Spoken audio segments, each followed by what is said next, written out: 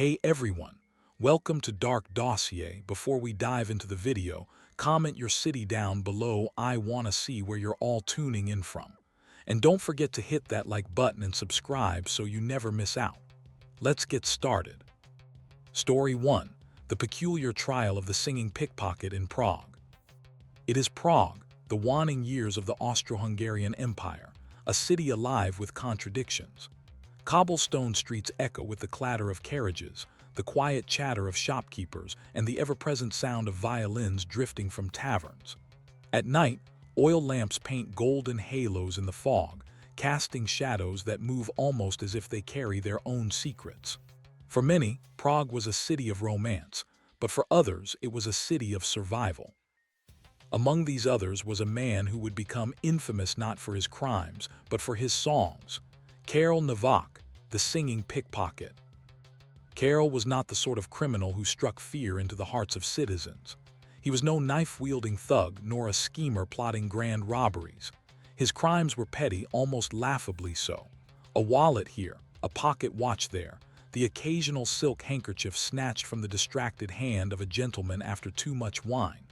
What made him peculiar, however, was not the thefts themselves, but the manner in which he committed them. Karel sang. He sang in the marketplace, crooning folk ballads as he drifted among the crowd. He sang in taverns, borrowing verses from traveling musicians while slipping fingers into coats. He sang in the streets at dusk, voice carrying over the river, all while deftly relieving the distracted of their belongings. It was this strange blending of art and crime that baffled, and in some ways charmed, the people of Prague. To some, he was a nuisance. To others, an odd sort of folk hero. But as with all such stories, admiration fades quickly when embarrassment mounts. By the time the police finally brought him to trial, the public was no longer amused by the singing thief. Instead, the trial became a citywide spectacle, a curious case that revealed not just the eccentricity of one man, but the undercurrents of desperation and ingenuity in Prague's working class. The early life of Karel Novak. Karel was born in the backstreets of Prague in 1867, into poverty so severe that even bread was a luxury. His father, a cobbler, died young. His mother cleaned laundries until her hands cracked from soap and water. By the time Karel was 9, he was working odd jobs, sweeping taverns, running errands, and singing for pennies on street corners. It was there on the street that Karel discovered two things: his ability to charm people with music and his nimble fingers. The first gave him pennies, the second gave him survival. By the time he was a teenager, he had been arrested twice for petty theft but released as too young for prison. It was the third arrest, years later, that cemented his reputation not for the severity of the crime, but for the performance that accompanied it. The pickpocket who couldn't stop singing. According to police records, Karel had a peculiar habit even under questioning. When nervous, he would hum or even break into song. Officers noted with irritation how he sang fragments of folk songs during interrogations, sometimes shifting lyrics to mock his captors. One sergeant recalled in his statement, "The man is either mad or clever. When I pressed him for confession, he began to sing. The bird flies free, the hunter never knows where. I believe he used his songs to cover his true words, to distract or confuse us." In truth, singing became both his mask and his identity. Witnesses often recalled hearing him before they saw him.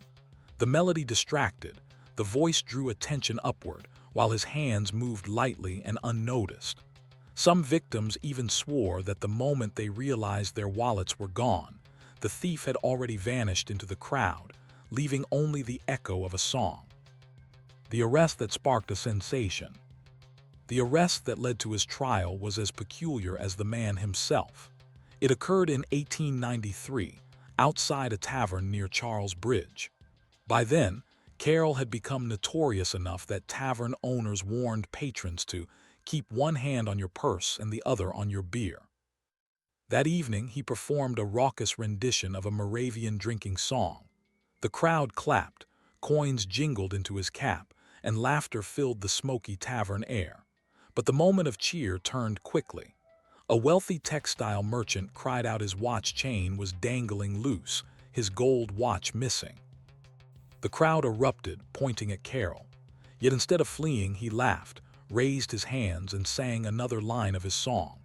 The police were summoned, and Carol was taken away, still humming as if it were all a game. The arrest was written in the newspapers within hours. "The singing thief of Prague finally caught," declared Prager Tagblatt, nodding with wry amusement how the accused had sung even as he was handcuffed. The trial begins. The trial was unlike most proceedings in Prague's modest criminal courts.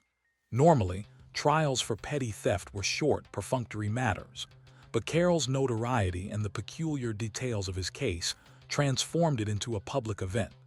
Newspapers covered it with glee, cafes buzzed with speculation, and on the first day, the gallery was packed with curious onlookers. The prosecution painted Carol as a menace, a shameless thief who used charm and song to humiliate honest citizens. They argued that his thefts were numerous, that his crimes were not petty but persistent, and that his behavior mocked the dignity of the law. The defense, however, leaned into the absurdity. They presented Carol as a harmless eccentric, a man more performer than criminal.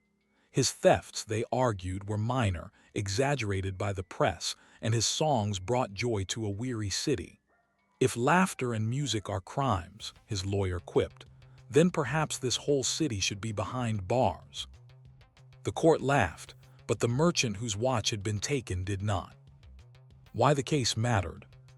Beneath the humor and spectacle, the case touched on deeper issues. The tension between poverty and survival, between crime and entertainment, between justice and mercy. Was Carol a dangerous criminal, or simply a poor man using song to cover his desperation? Was the trial about theft, or about the embarrassment of the city's wealthier class, tired of being made fools in public? It was clear the trial was about more than stolen coins.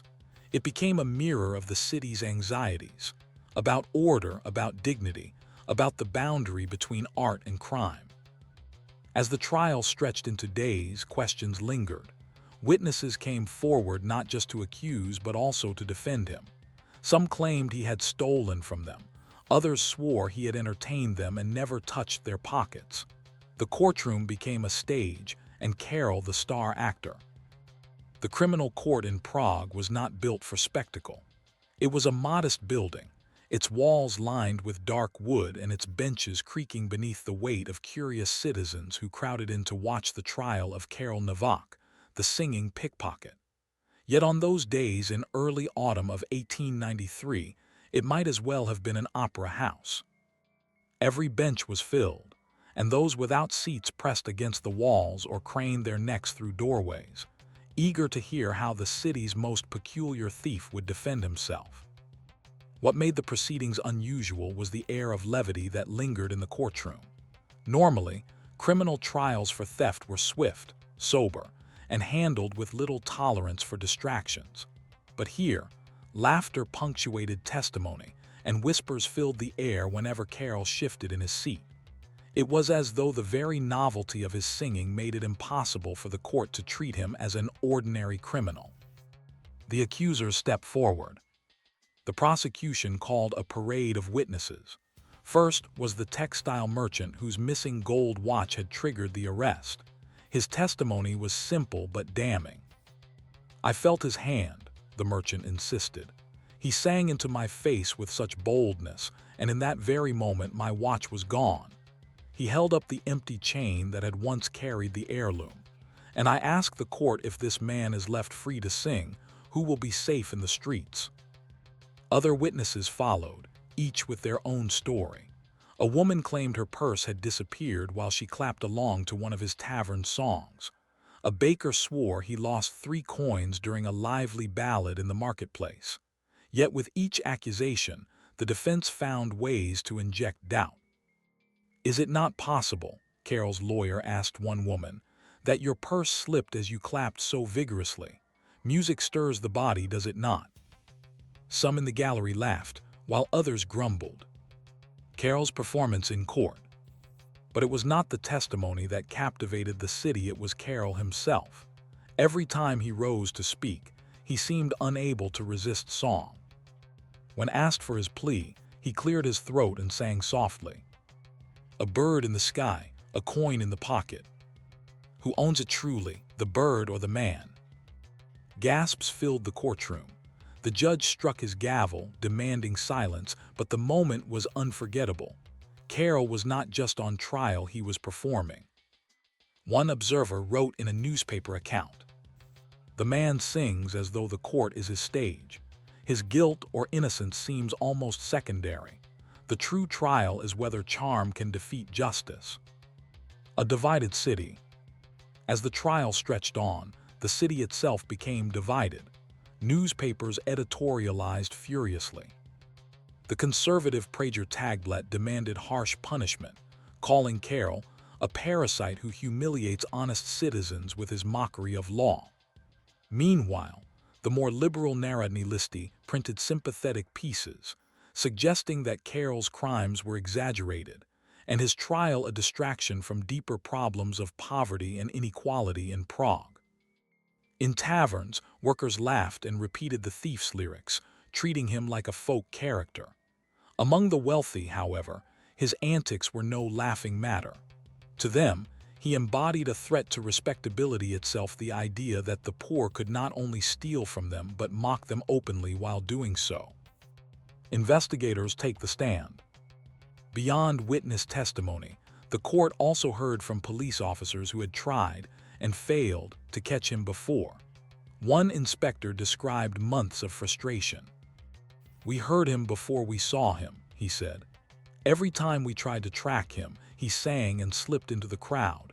It was as if his voice was smoke and we could never grasp him."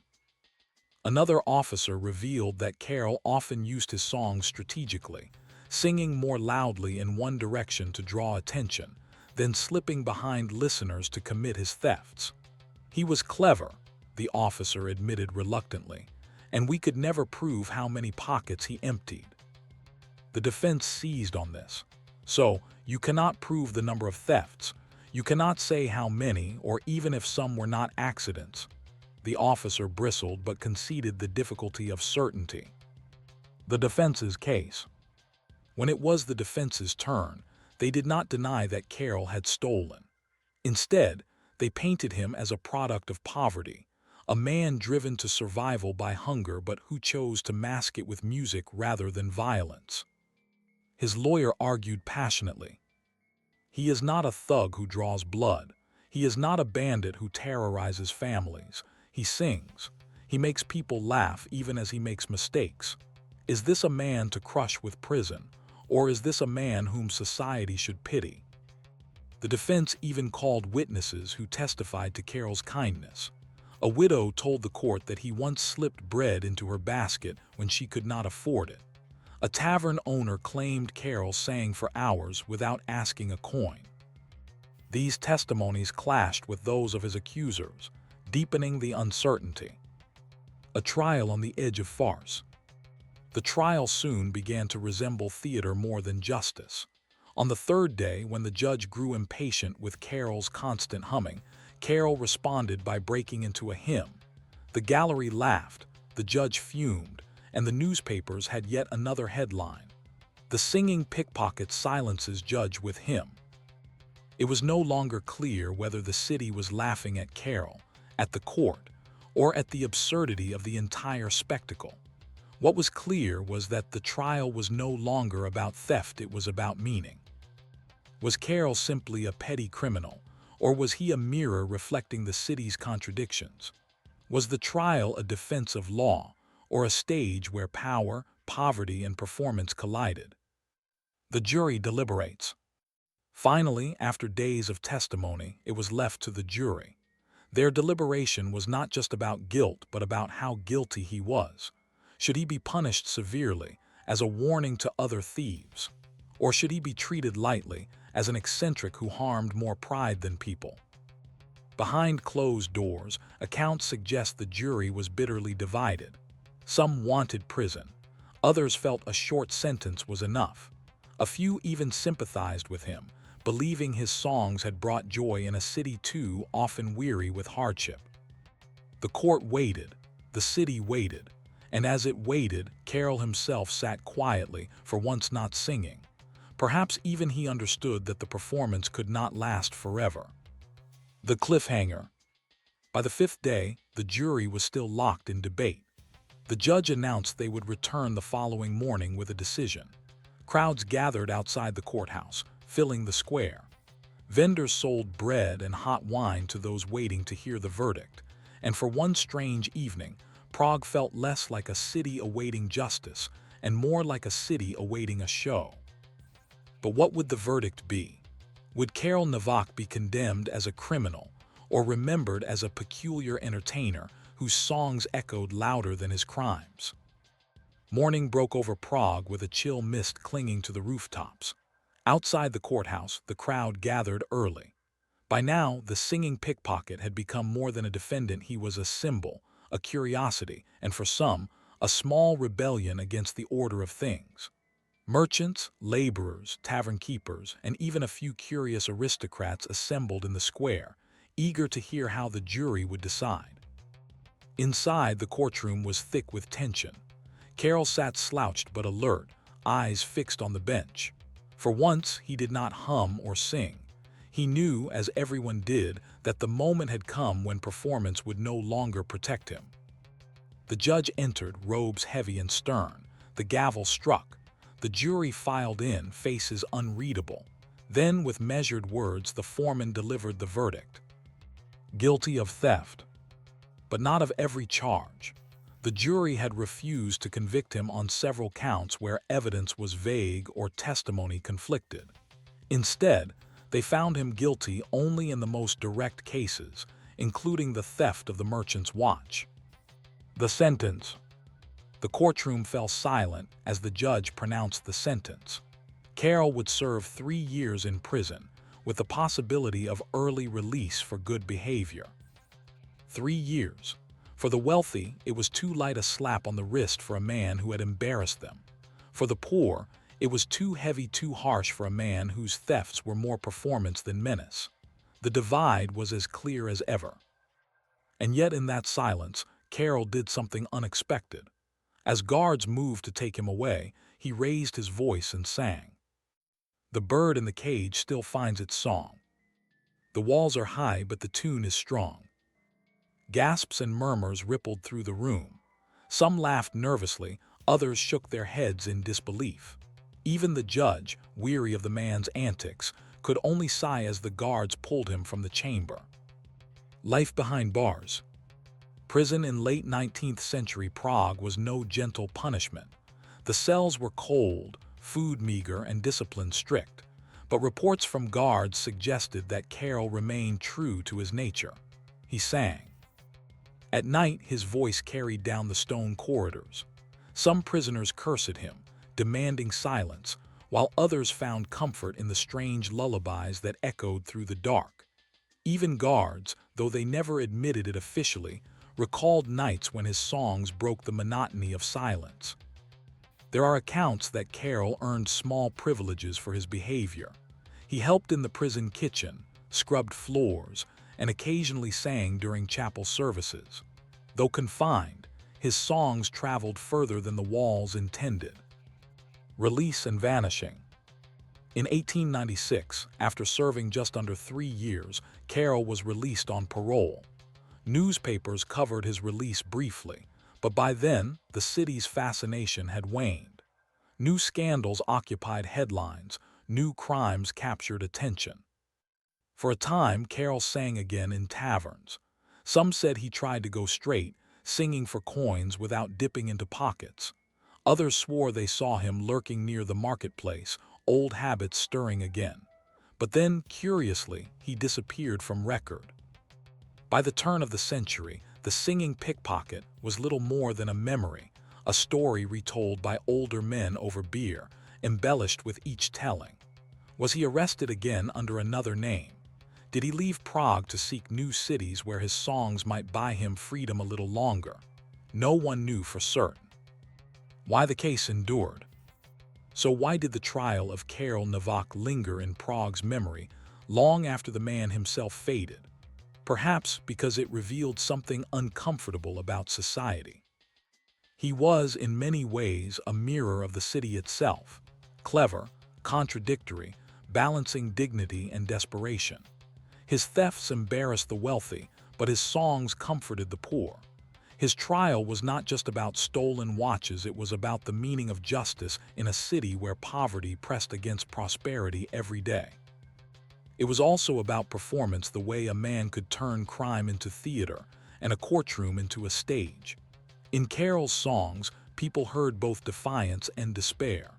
In his trial, they saw both comedy and tragedy. Lessons from a peculiar trial.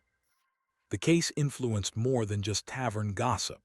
Legal commentators of the time used it as an example of how public perception can shape justice.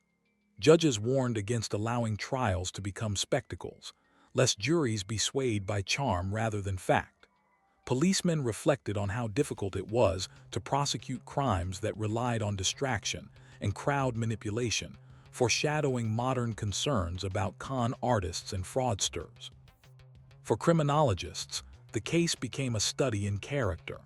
Was Carroll a criminal who used music to mask theft, or a musician who could not resist theft to survive? The question lingered in essays and articles long after his disappearance. A quiet reflection. Imagine for a moment standing on the Charles Bridge at dusk in those years after his release.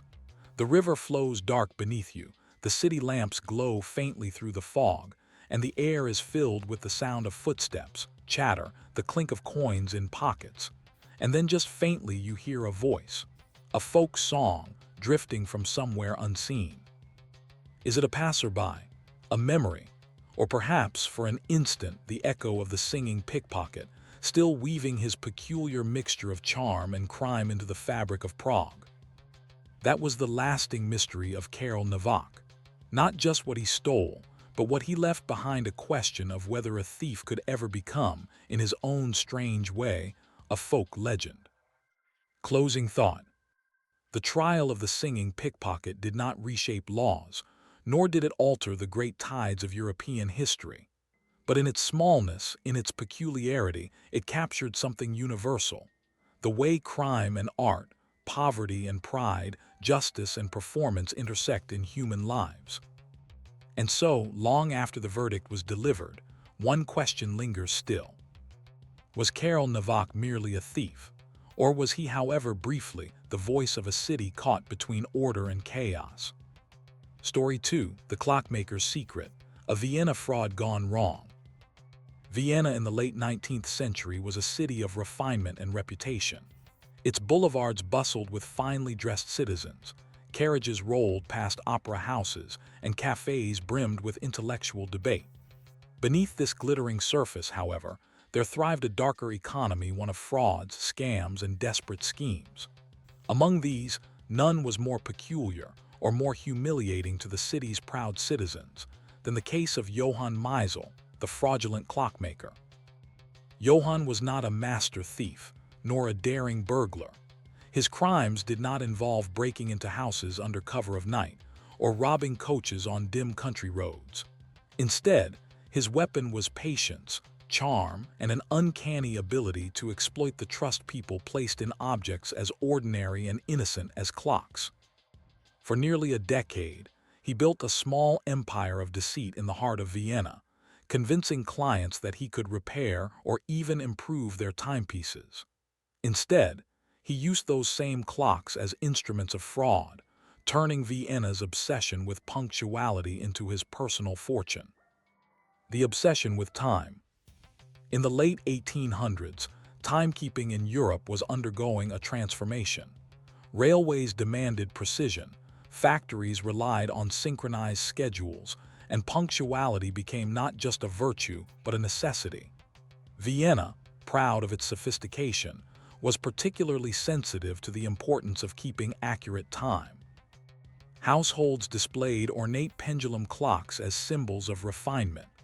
Pocket watches, carried on golden chains, were the pride of gentlemen. Even small businesses boasted clock faces above their counters, each one a promise of reliability. Into this culture of precision, stepped Johann Meisel, a man who understood not just mechanics but human psychology. The rise of a clockmaker. Born in 1851 in the outskirts of Vienna, Johann apprenticed under a modest watchmaker. By all accounts, he was talented, nimble with gears, quick with repairs, and imaginative in his designs. But he was also restless. Genuine repairs paid little, and he found himself constantly drawn to shortcuts. It was said he could repair a pocket watch blindfolded, yet he rarely delivered watches on time. Instead, he cultivated a strange reputation, part craftsman, part charlatan, part entertainer. Clients came as much for his personality as for his work. By the 1880s, Johann had established his own small shop. Outside, a painted sign read, "Time repaired, time improved, time perfected." Inside, customers found not only clocks in various states of disassembly, but also a man who spoke in riddles about time itself. "Time," he once told a wealthy client, "is like money. If you spend it poorly, it slips away. But if you invest it wisely in a good watch, for instance, it grows." Few realized, until much later, that Johann was already speaking of his frauds. The scheme unfolds. Johann's deception was remarkably simple. Customers brought him their watches or clocks for repair. He would accept them with great ceremony, promising improvement. In some cases, he returned them worse than before, ensuring repeat business. In others, he secretly swapped fine mechanisms for cheap replacements, selling the genuine parts on the black market. But his most audacious trick was one he called the perpetual adjustment. Johann claimed he had developed a unique technique to perfect clocks so that they lost no time at all. For an extra fee, he promised near-magical accuracy. In reality, he tampered with the mechanism so they would run slightly too fast. Customers, initially delighted by their clock's precision, soon found themselves adjusting their schedules, arriving early to appointments, opening shops before competitors. By the time they realized something was wrong, Johann would blame natural settling and charge for another adjustment. It was, in essence, a con built not on theft but on the manipulation of trust and routine. Vienna falls for the trick. To modern ears, it may sound absurd that anyone could fall for such schemes. But in the Vienna of the 1880s, Johann's fraud was perfectly suited to the moment. People desperately wanted accuracy, and the very concept of scientific improvement carried authority. He soon gained prestigious clients, lawyers, doctors, even minor officials.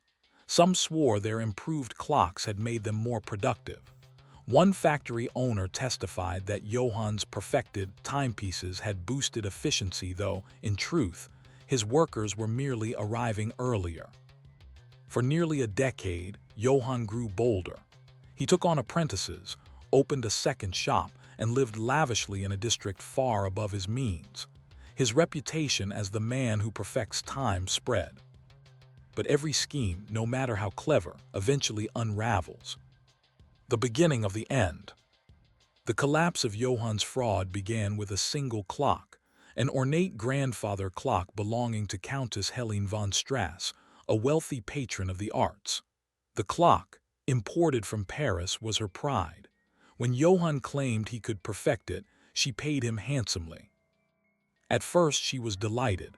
The clock chimed predictably, impressing guests, but soon subtle irregularities appeared.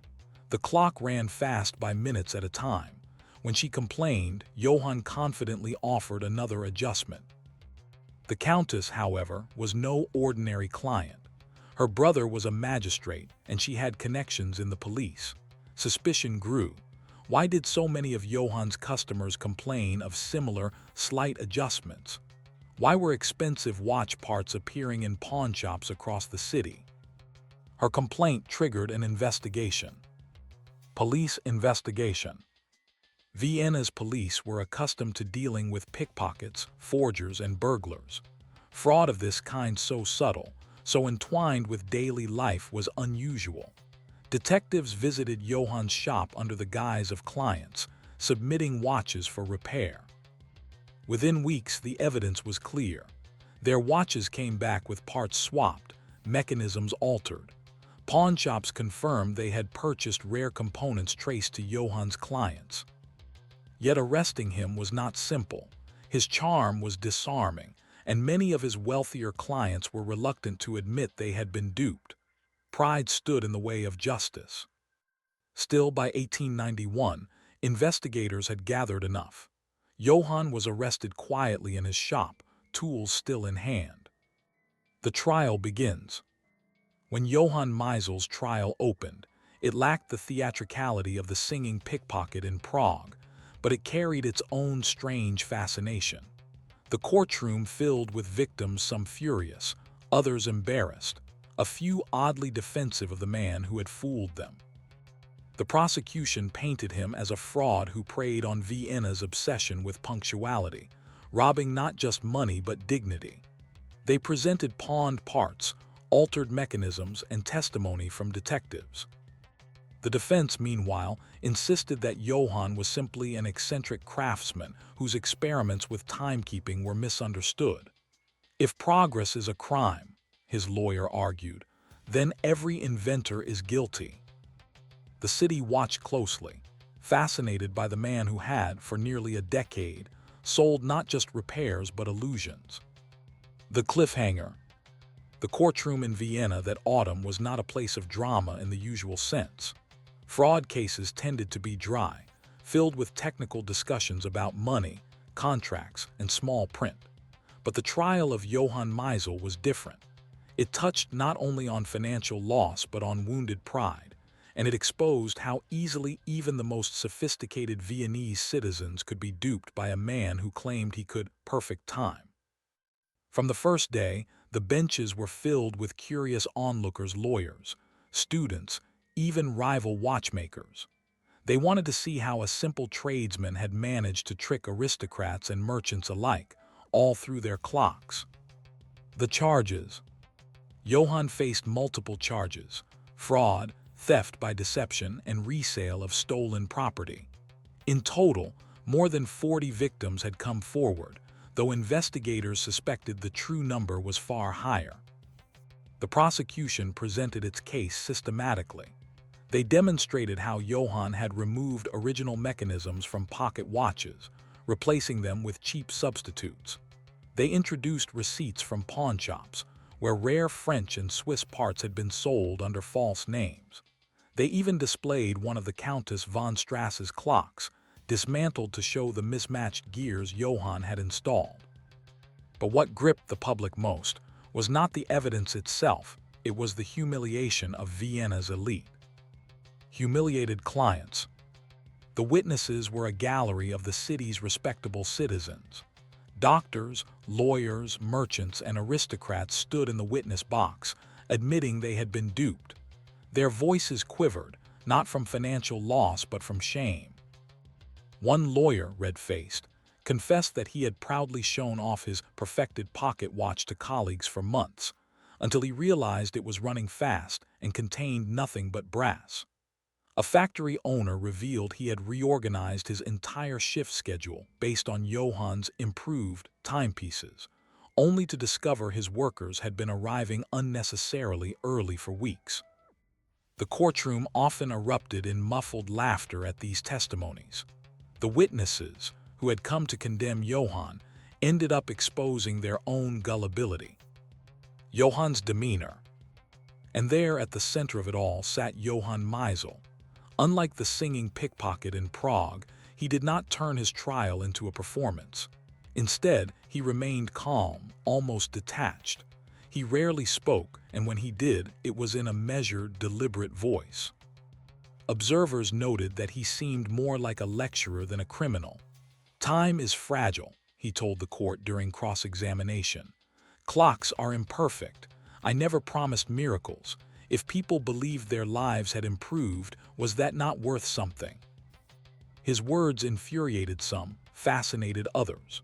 To many, they sounded like the philosophy of a man who had convinced himself his frauds were not crimes, but experiments.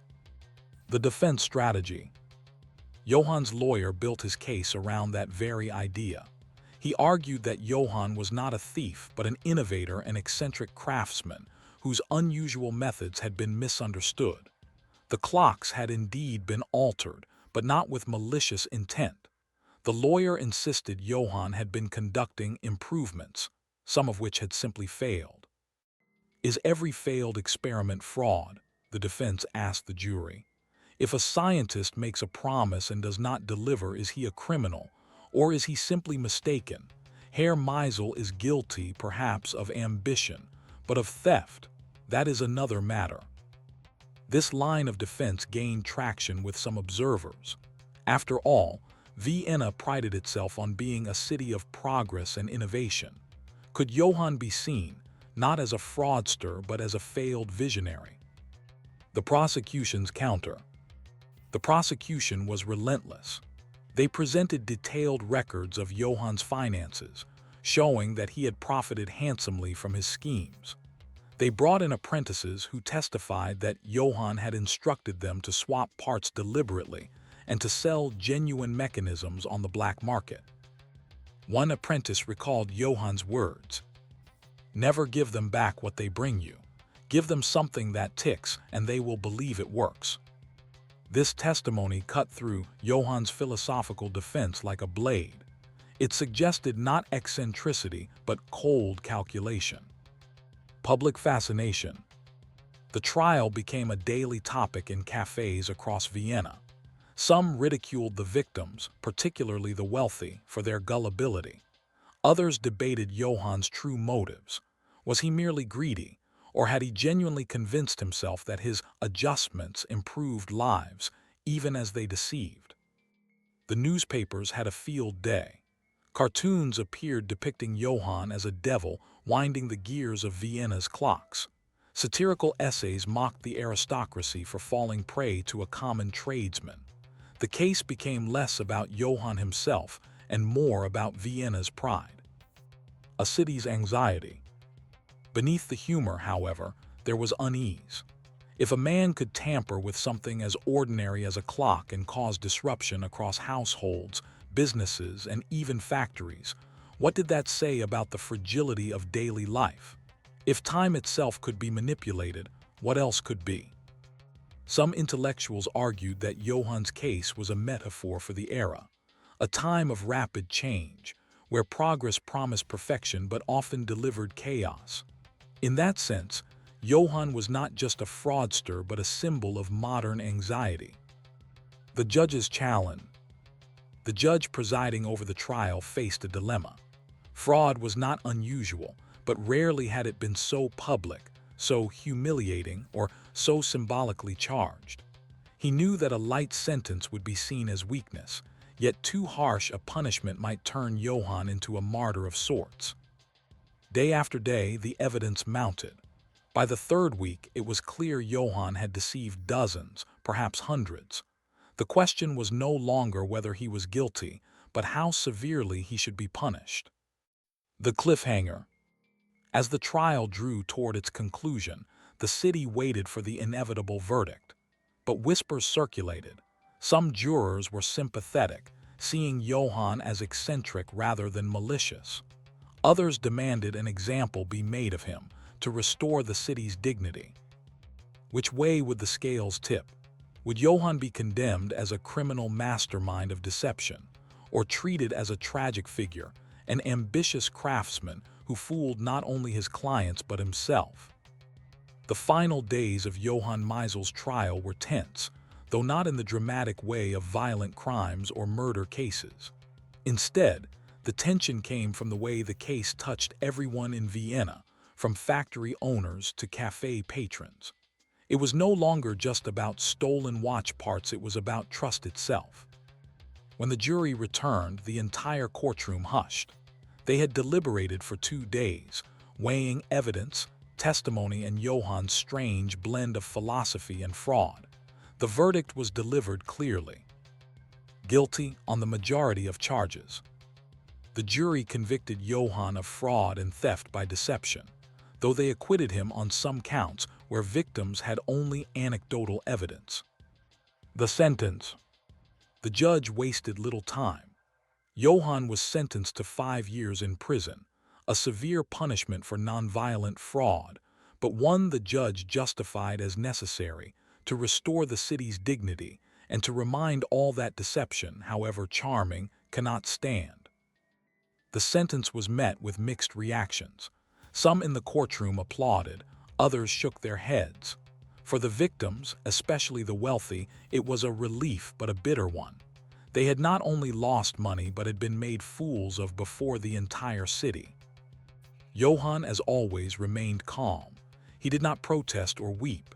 Instead, he gave a faint smile and said softly, "Time punishes all men, sooner or later. Mine has simply arrived early." Life behind walls. Prison life was a sharp contrast to Johann's former comforts.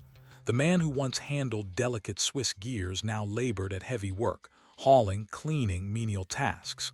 Guards later recalled that he sometimes tinkered with broken tools, repairing them better than new.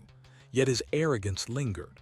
One guard reported Johann boasting, "Even these walls run on my time. The clock above the gate broken. I fixed it." Fellow prisoners, many hardened criminals, mocked him for his so-called grand crime of clocks. Yet some found his story amusing. He became a figure of curiosity behind bars, neither feared nor hated, but regarded with the suspicion reserved for men who win trust too easily. After release, Johann was released in 1896, older, thinner, and less confident. His reputation in Vienna was destroyed. Few would trust him with so much as a pocket watch. For a time, he tried to resume honest work. Records suggest he opened a modest stall in a poorer district, repairing clocks for laborers and shopkeepers. But he never regained the prominence or the income he once enjoyed. By 1900, his name vanished from city directories. Some whispered he fled to Budapest or Munich. Others claimed he drank himself into obscurity. His final years remain a mystery, though scattered reports hint at an old clockmaker, destitute, seen muttering in taverns about time cheated him as much as he cheated time. Why Vienna remembered. Despite Johann's disappearance, his case lingered in memory. For years, Viennese newspapers used his name as shorthand for fraud. A bungled business deal might be called a Meisel clock. Even jokes in cafes turned on his legacy. Is your watch late, or is Meisel still winding it? But more importantly, his case shifted public perception of fraud. It demonstrated how crime was not always violent, not always obvious. Fraud could creep quietly into the routines of daily life, hiding in trusted objects. Policemen began paying closer attention to conmen, fraudsters, and swindlers, recognizing that charm and deception could be as disruptive as theft at knife point. A reflection on time. There was something poetic about Johann's crime. He had not stolen jewels or money directly. He had stolen time, or rather, the illusion of it.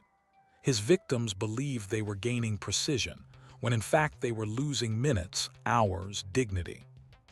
And so his legacy was not merely that of a criminal, but of a peculiar trickster who exposed how fragile trust could be when tied to something as relentless as a clock. The lingering question. To this day, historians of crime in Vienna debate Johann's true nature. Was he merely a swindler chasing money, or a man who genuinely believed he was improving lives through his perpetual adjustments? The answer may never be clear. What is clear, however, is that Johann Meisel, the fraudulent clockmaker, left behind a warning. Time cannot be perfected, no matter how clever the mechanism or the man who sells it. Closing thought. Vienna moved on, but the lesson remained. Crime is not always loud or bloody. Sometimes it ticks softly in the background, disguised as progress. And when the gears are finally exposed, one is left to wonder. Did Johann Meisel fool Vienna? Or did Vienna fool itself, wanting so desperately to believe in the perfection of time? Story 3. The Vanishing Postman of Newcastle. Newcastle, in the north of England during the early 20th century, was a city shaped by industry. Coal dust clung to buildings, ships crowded the Tyne, and the daily rhythm of working life was steady, if exhausting. Among the most reliable figures in this working city were the postmen, the men in uniform who trudged through fog, rain, and soot to deliver letters, wages, and parcels. It was a job built on trust. A letter was not just paper. It could be a soldier's word to his family, a businessman's contract, or a worker's pay packet. The postman was a symbol of honesty. That was why, when one of them disappeared, taking with him dozens of letters and parcels, the city was stunned. This was the case of James Harland, the vanishing postman of Newcastle, a quiet scandal that revealed how fragile trust could be in even the most ordinary of institutions. The man before the vanishing. James Harland was, by all accounts, unremarkable. He was 34 when he vanished, unmarried, modest in appearance, with a thin frame and a pale face that seemed to vanish into crowds as easily as his body eventually did. Colleagues at the Postal Service described him as punctual, serious, and somewhat solitary. He rarely joined the others for drinks after work, preferring instead to return to his lodgings with a book or newspaper. Born in a mining family, James had managed to escape the pits by securing a position with the Postal Service in his early 20s. It was steady work, better paid than coal mining, and carried a sense of dignity. To his mother, who still lived in the small cottage where he grew up, James's uniform was a badge of respectability. Nothing about him suggested scandal, or at least, nothing that anyone noticed. The day of the disappearance. It was a Thursday in March 1903 when James was last seen. He had collected a heavy bag of post from the sorting office early that morning. His route was ordinary, a mix of residential streets and small shops stretching across the west side of Newcastle. He was spotted mid-morning by a grocer who remembered him chatting briefly before moving on.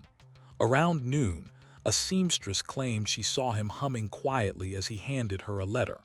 After that, no one saw him again. By evening, alarm bells rang at the sorting office. James had not returned with his empty bag, nor had he been seen at his lodgings. A supervisor retraced his route and discovered something shocking. More than 24 households complained that their post had not been delivered that day. James Harland had vanished along with an entire sack of letters and parcels. Panic in the city. The disappearance was not merely a curiosity, it was a crisis. In 1903, the Postal Service was one of the most trusted institutions in Britain. To suggest that a postman had run off with people's mail was unthinkable. The newspapers seized on the story immediately. Headlines declared, "Postman and Post sack missing mystery DEPNS." Rumors spread rapidly. Some claimed James had been attacked and robbed. Others whispered that he had been carrying money, wages, or bonds and had absconded with it. For working families, the scandal struck deep. To lose letters was painful, but to lose money in the post was devastating. Several households reported missing pay packets, and a small business complained that invoices had vanished with James. The city began to ask, was he a victim or a thief? The investigation begins. Police combed Newcastle for signs of James.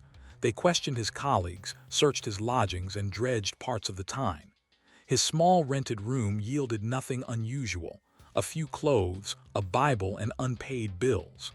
There was no note, no sign of preparation, no evidence of sudden wealth. Witnesses offered little clarity. Some swore they had seen him walking with his heavy sack near the river. Others thought they glimpsed him in a public house, though none could agree on the details. One theory suggested he had been lured into a trap, robbed of the post sack, and killed, his body hidden. Another, more damning, suggested he had staged his disappearance and fled with the contents of the sack. But if James had planned theft, where had he gone?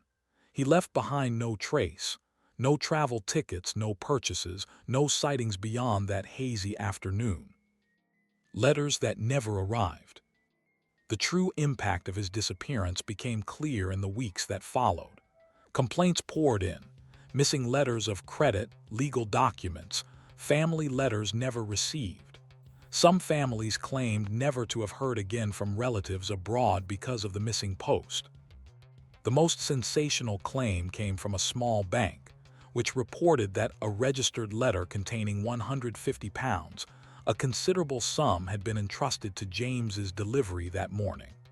If true, then the disappearance was no longer merely suspicious, it was grand theft. But here, too, the evidence was shaky. No one could prove the letter had been placed in James's bag. Was it truly missing, or had it been misplaced in the sorting office? The uncertainty only deepened the mystery. Public opinion splits. As the weeks dragged on with no trace of James, Newcastle split into two camps.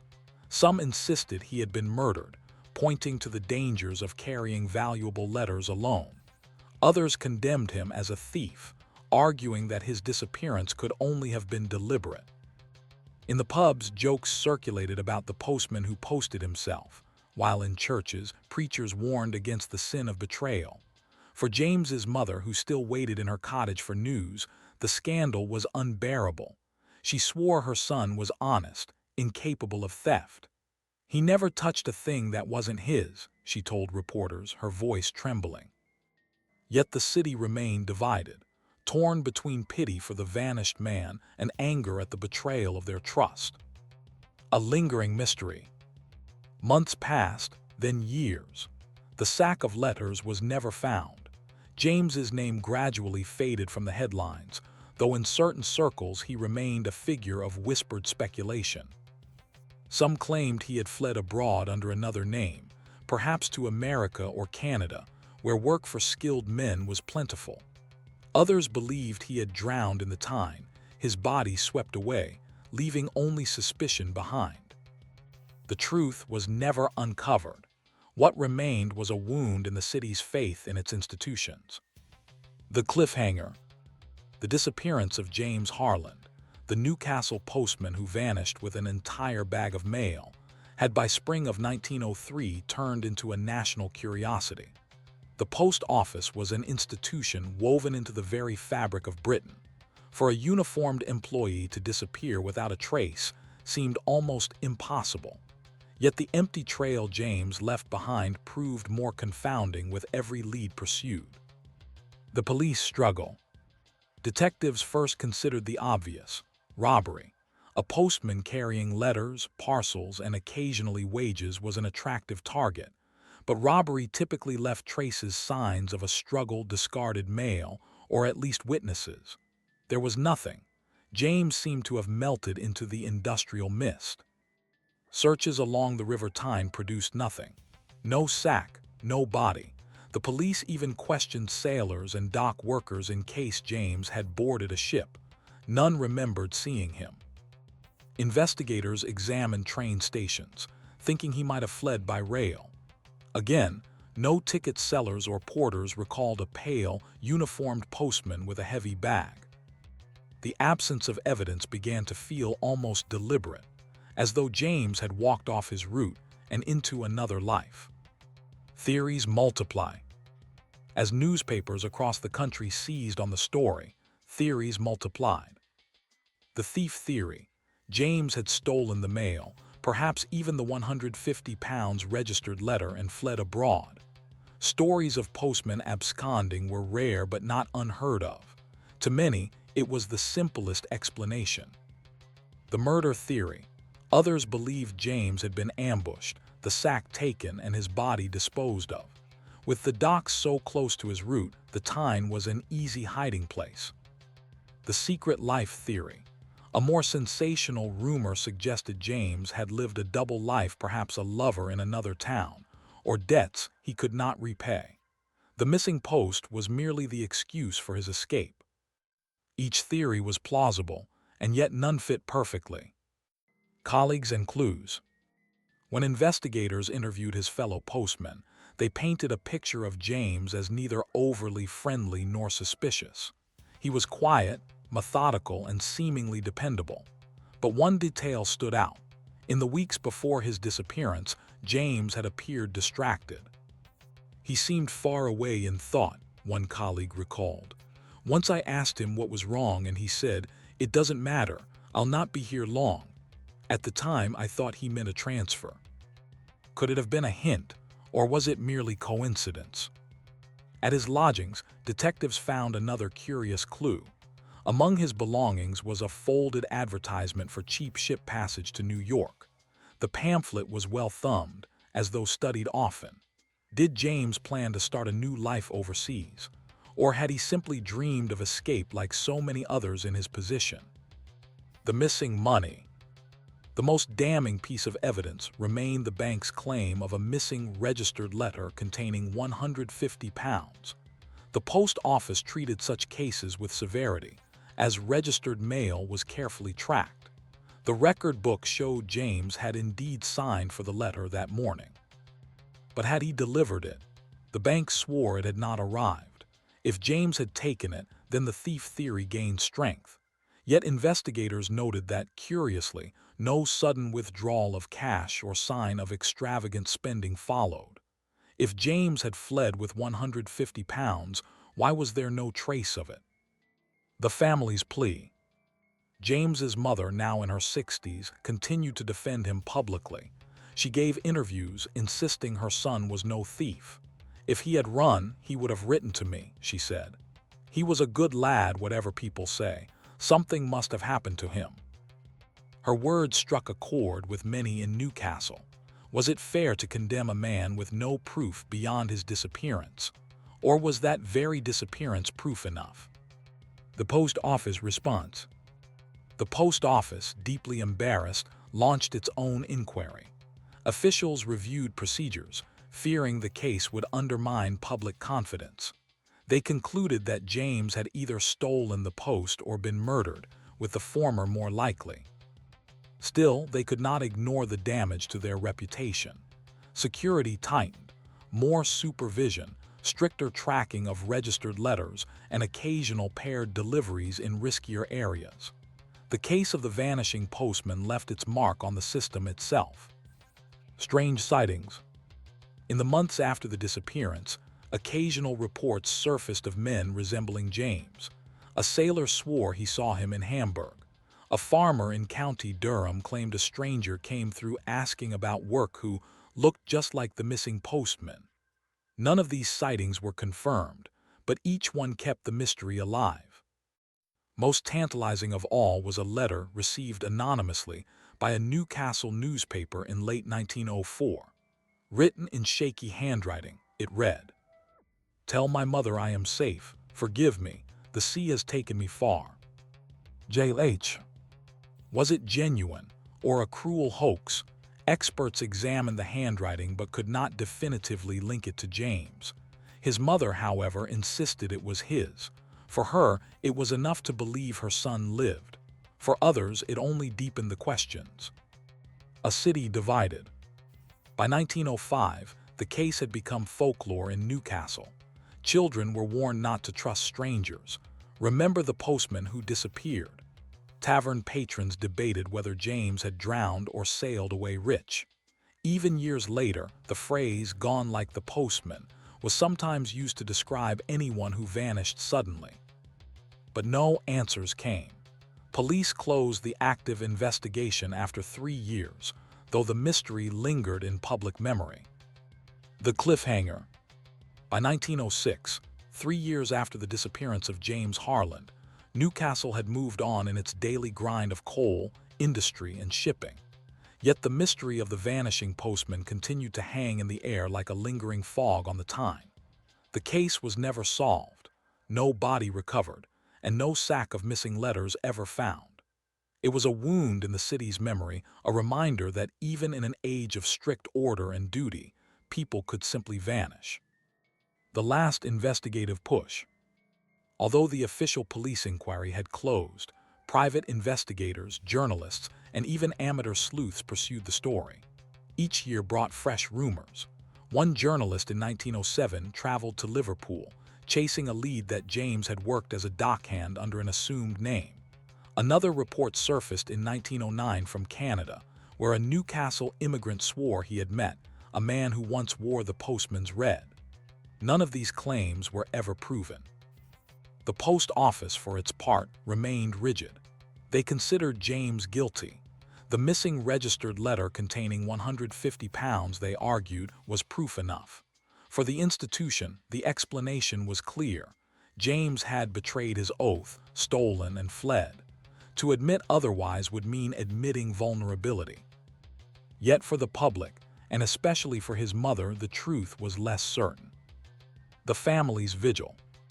James's mother never accepted that her son was a thief. She kept his small room exactly as it had been, his folded uniform still on the chair, his books still stacked neatly by the bed.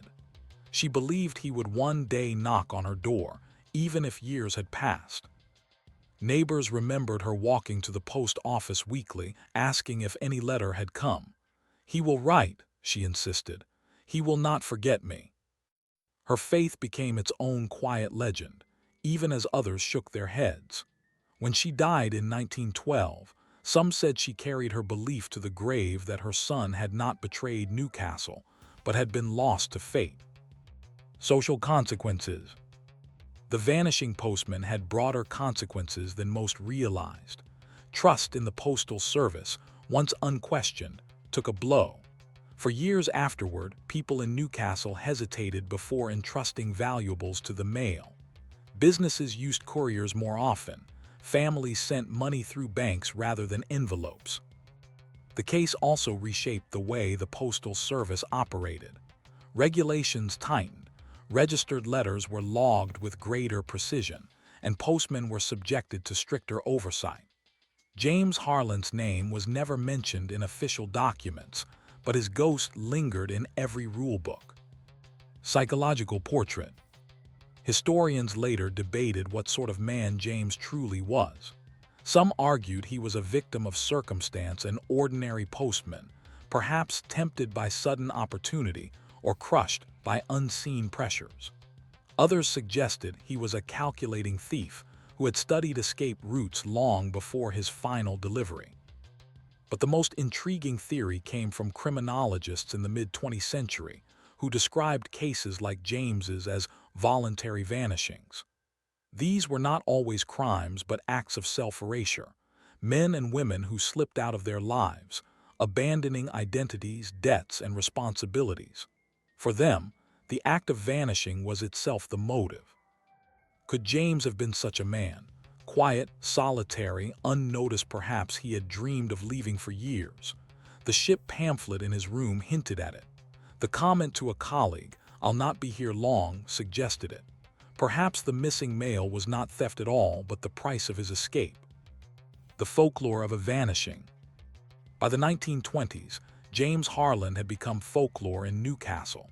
Children played games where one pretended to be the postman who disappears. Storytellers in pubs spun increasingly elaborate tales. James had joined the circus. James had become a sailor. James had returned in disguise to spy on his old route. The truth mattered less than the story itself. The vanishing postman became a symbol of uncertainty, a reminder that beneath the predictable routines of city life, mystery always lurked. Lessons learned. Criminologists now see the Harlan case as a turning point in understanding institutional crime and disappearance. It revealed how much trust ordinary people invested in uniformed figures, and how devastating it was when that trust collapsed. It also highlighted the limits of early 20th century investigation. Without surveillance, identification systems, or international coordination, a man could simply vanish and begin again. The case also left behind a lingering unease about the postal service. Even decades later, some families in Newcastle joked darkly when letters were late. Perhaps the postman's gone missing again. A reflection in time. Imagine the foggy streets of Newcastle in 1903, coal smoke drifting through the air, footsteps echoing on damp cobblestones. A postman in uniform walks steadily, a heavy bag of letters at his side. People greet him with nods of trust, never imagining that this routine will end in mystery. Hours later, the route unfinished, the post undelivered, the man simply gone. That image lingered in the city's imagination for generations. a reminder of how fragile ordinary trust can be, how quickly the predictable can collapse into the inexplicable. Closing thought. The case of James Harland was never solved. Perhaps he was a thief, perhaps a victim, perhaps simply a man who longed to vanish. But his disappearance left behind a haunting question that still echoes. Is it worse for a trusted man to steal, or for him to disappear without a word, leaving behind only silence? Story 4. The Cemetery Theft in Bucharest. At the dawn of the 20th century, Bucharest was a city caught between two worlds. On one hand, it styled itself the Paris of the East, with grand boulevards, theaters, and aristocrats in carriages. On the other hand, poverty gripped the working classes, and the outskirts of the city still looked like villages, with dirt roads and wooden shacks. In such a place, crime flourished in peculiar forms: petty theft, swindles, smuggling, and in one curious case, a crime that shocked the city for its sheer audacity: the theft of graves. This was not murder, nor grave robbing for valuables in the traditional sense. Instead, it was the story of an organized theft of marble and iron from cemeteries, a crime both bizarre and revealing of a society struggling with inequality. Cemeteries as public treasures. To understand the scandal, one must first understand the role of cemeteries in Bucharest at that time. Cemeteries like Bellu Cemetery, founded in the mid-19th century, were not only resting places for the dead but cultural landmarks. Families erected elaborate tombs, vaults with carved angels, marble crosses, wrought iron gates. For the wealthy, a grand tomb was a way to display status even after death. But marble and iron were valuable materials. A carved slab of marble could fetch a high price. Iron gates could be melted and resold. For the poor, the temptation was strong. The first signs of trouble. The scandal began quietly in 1905. Caretakers at Bellu Cemetery noticed that several iron fences around graves had gone missing. At first, it was thought to be vandalism by drunken youths. But then marble slabs vanished, sometimes entire headstones pried loose and carted away in the night. At first, the thefts targeted older, neglected graves. Families assumed time had eroded the tombs. But as the months went on, even fresh graves were stripped of iron and stone. It became clear: an organized group was systematically looting the cemeteries of Bucharest. Outrage in the press. The Romanian newspapers erupted. Universal and Adevărul ran furious articles with headlines like "Even the dead are not safe" and "Profanation in our cemeteries." The story struck a nerve. It was not just about stolen stone, it was about respect. To desecrate graves was to insult families and to mock the very sanctity of death. Citizens poured into cemeteries to check on their loved ones' resting places. Some hired guards, others threatened to camp by their family vaults at night. Panic mixed with anger, and the city authorities were forced to act. The investigation begins. Police quickly realized this was not random vandalism. The thefts were too systematic. Marble slabs weighing hundreds of kilos could not be stolen by drunkards with chisels. Wagons were needed, and someone had to fence the goods. Surveillance was set up at Bellu and other cemeteries. Officers disguised themselves as mourners, lingering among the tombs at dusk. But the thieves were cautious. Weeks passed with no arrests. Finally, in late 1906, a breakthrough came. A stonemason on the outskirts of the city reported that a man had offered him several used slabs of marble, clearly from graves, with faint inscriptions still visible. The mason refused and alerted police. The grave thieves unmasked. The trail led investigators to a small gang of men from Bucharest's working-class districts. Their leader, a former cemetery gravedigger named Ion Stainescu, knew the grounds intimately. He and his accomplices worked at night, prying slabs loose and hauling them by wagon. The stolen marble was sold to unscrupulous builders who shaved off inscriptions and reused it in construction. The iron fences were melted down and sold as scrap. It was, in effect, an underground industry. When police raided Ian's hideout, they found a yard filled with fragments of gravestones, some already half recut into paving stones. The discovery horrified the public. Public reaction. The arrests made front-page news. Crowds gathered outside the courthouse, shouting curses at the thieves. Families of the desecrated graves demanded justice. Priests denounced the crime from pulpits, calling it a sin against both God and man. What shocked people most was not simply the theft, but the revelation that the materials had been reused in ordinary buildings. Rumors spread that certain tenement blocks in Bucharest had marble floors cut from stolen gravestones. To walk on them, people said, was to tread on the names of the dead. A society exposed. Beneath the outrage, however, was a deeper discomfort. The crime revealed the desperation of Bucharest's poor. Marble and iron were valuable precisely because so many had so little. For the working poor, selling stolen stone meant bread on the table. At the same time, the scandal revealed the vanity of the wealthy. Their grand tombs had been built as monuments to status, but in the end, they had only invited theft. The thefts symbolized the inequality of the city, the poor, quite literally, dismantling the monuments of the rich. The cliffhanger. When the case of Ion Stainescu and his gang came to court in 1907, it was unlike any trial Bucharest had seen in recent years. Theft was common enough, but theft from the dead, that was something else entirely. The galleries were packed with citizens, priests, and journalists, all eager to see justice delivered. The city was transfixed by the spectacle, not just the crime itself, but what it represented. To rob from the living was one thing, but to strip marble and iron from cemeteries was seen as a desecration of sacred ground, an offense against memory and dignity.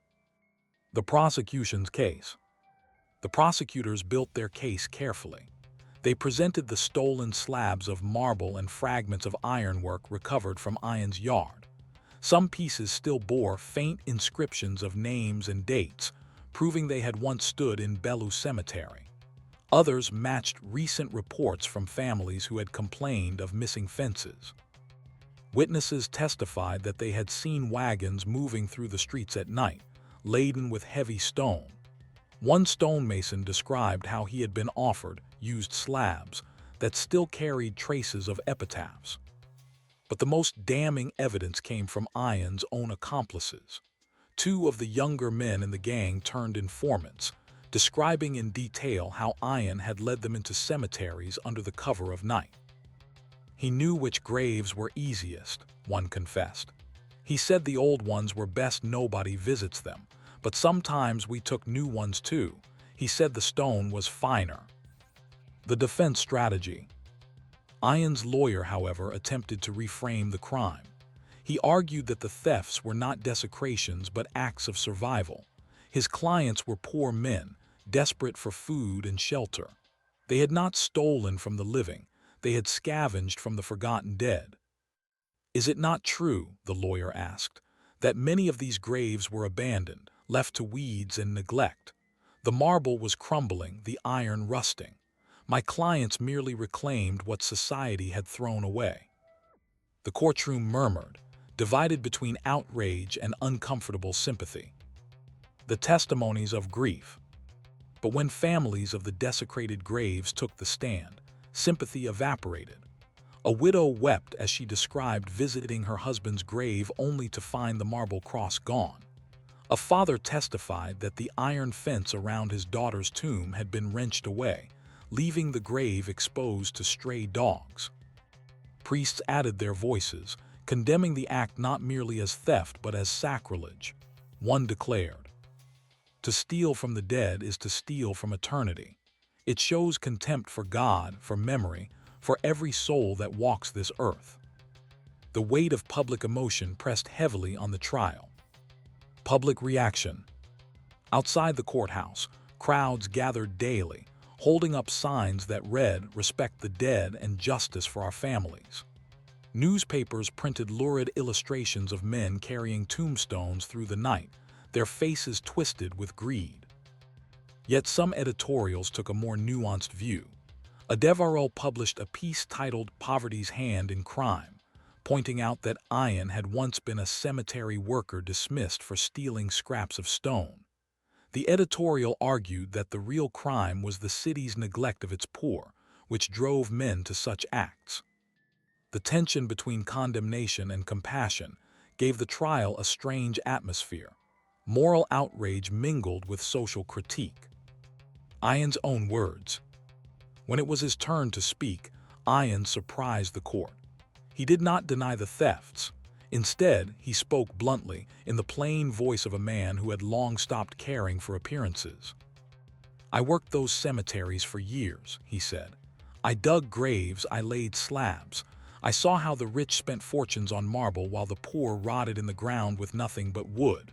What use is stone to the dead? The living need bread." Some in the gallery muttered in agreement, others hissed in disgust.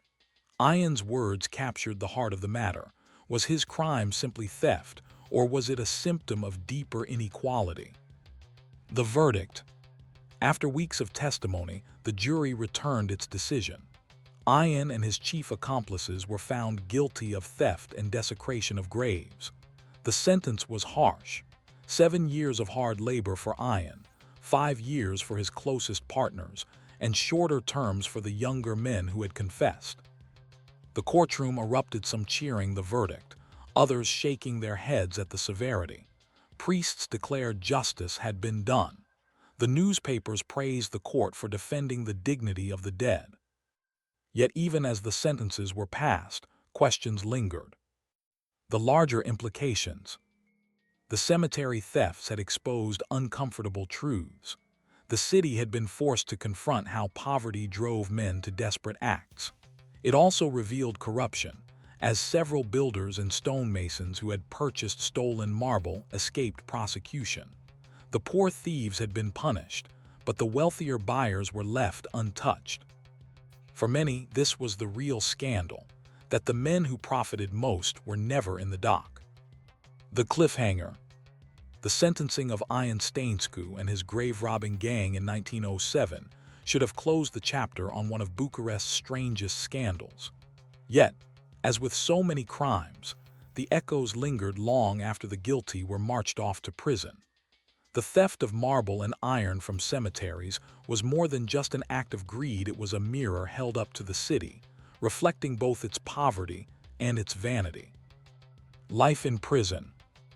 Ian was sent to Jalova prison, notorious even then for its harsh conditions.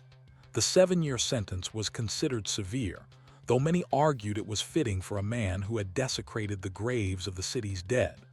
Reports from guards suggested that Ian remained defiant even behind bars. "He said the living mattered more than the dead," one guard recalled later.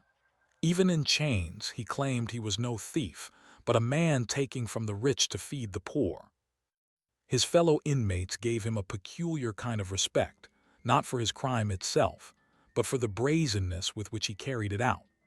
Among criminals hardened by robbery and violence, Ian's theft of marble slabs seemed almost absurd, and yet it had shaken the entire city. The forgotten accomplices. While Ian bore the brunt of the punishment, some of his accomplices quietly slipped into obscurity after their shorter sentences. A few returned to work as laborers, others drifted into petty crime.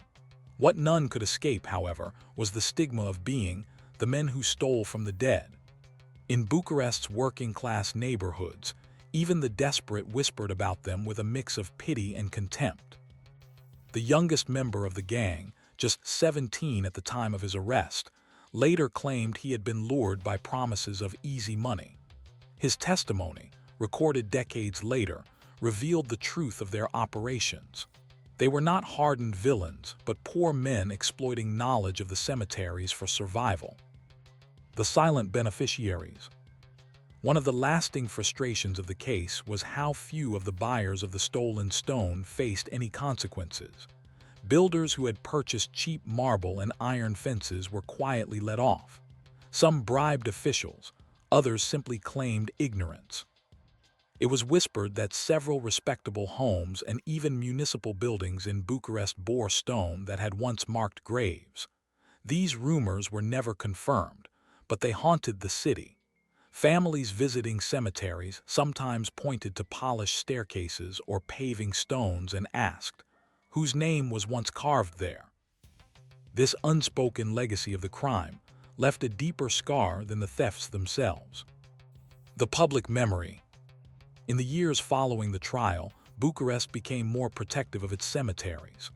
Guards were hired, fences strengthened, and priests urged families to visit graves more often. Bellu Cemetery, in particular, was transformed into a site of cultural pride, its ornate tombs restored and guarded as though to erase the shame of the thefts. But memory is not so easily erased. The phrase "Fura din cimitir," he steals from the cemetery, entered common speech as an expression for someone shamelessly dishonest. Children were warned that thieves might even take from the dead if left unchecked. Poverty and crime. Historians looking back at the case often emphasized its symbolism. The thefts revealed not only the desperation of Bucharest's poor, but also the arrogance of the city's wealthy, who built monuments that became irresistible targets. It was a collision of need and vanity, played out among the tombs. One commentator at the time wrote, "The living rob the dead because the living cannot live. Yet the dead are not dishonored by the theft, but by the poverty that compels it." This interpretation was controversial, but it stuck. The case was remembered not just as a crime, but as a story of social inequality carved into marble. The fate of Ion. Ion Stainescu completed his sentence and was released around 1914. By then, Europe was on the brink of war, and Romania itself would soon be drawn into the conflict. Ion, older and broken by prison, faded from public record. Some claimed he returned briefly to gravedigging, others that he died penniless. Yet in working-class neighborhoods, his name lingered. Some saw him as a villain, others as a bitter symbol of survival at any cost. For the wealthy, he remained a reminder that no monument was truly permanent. A haunting reflection. Standing today in Bucharest's Bellu Cemetery, one sees rows of grand marble tombs, iron fences glinting in the sun, statues of angels and saints standing watch. Yet beneath the beauty lies the shadow of that strange scandal. How many of these stones, people still ask, were once stolen? How many houses in the city carry foundations of the dead? The crime has long since passed, but the questions remain. It was never just about theft, it was about dignity, inequality, and the thin line between survival and sacrilege. Closing thought. The cemetery thefts of Bucharest did not alter history on a grand scale, but they did expose an unsettling truth, that even death itself offers no immunity from the struggles of the living. In a city where the poor went hungry and the rich built monuments of marble, crime found its way into the most sacred of spaces. And so one haunting question lingers still. When society fails the living, can we truly be surprised when the dead are robbed as well? Story 5.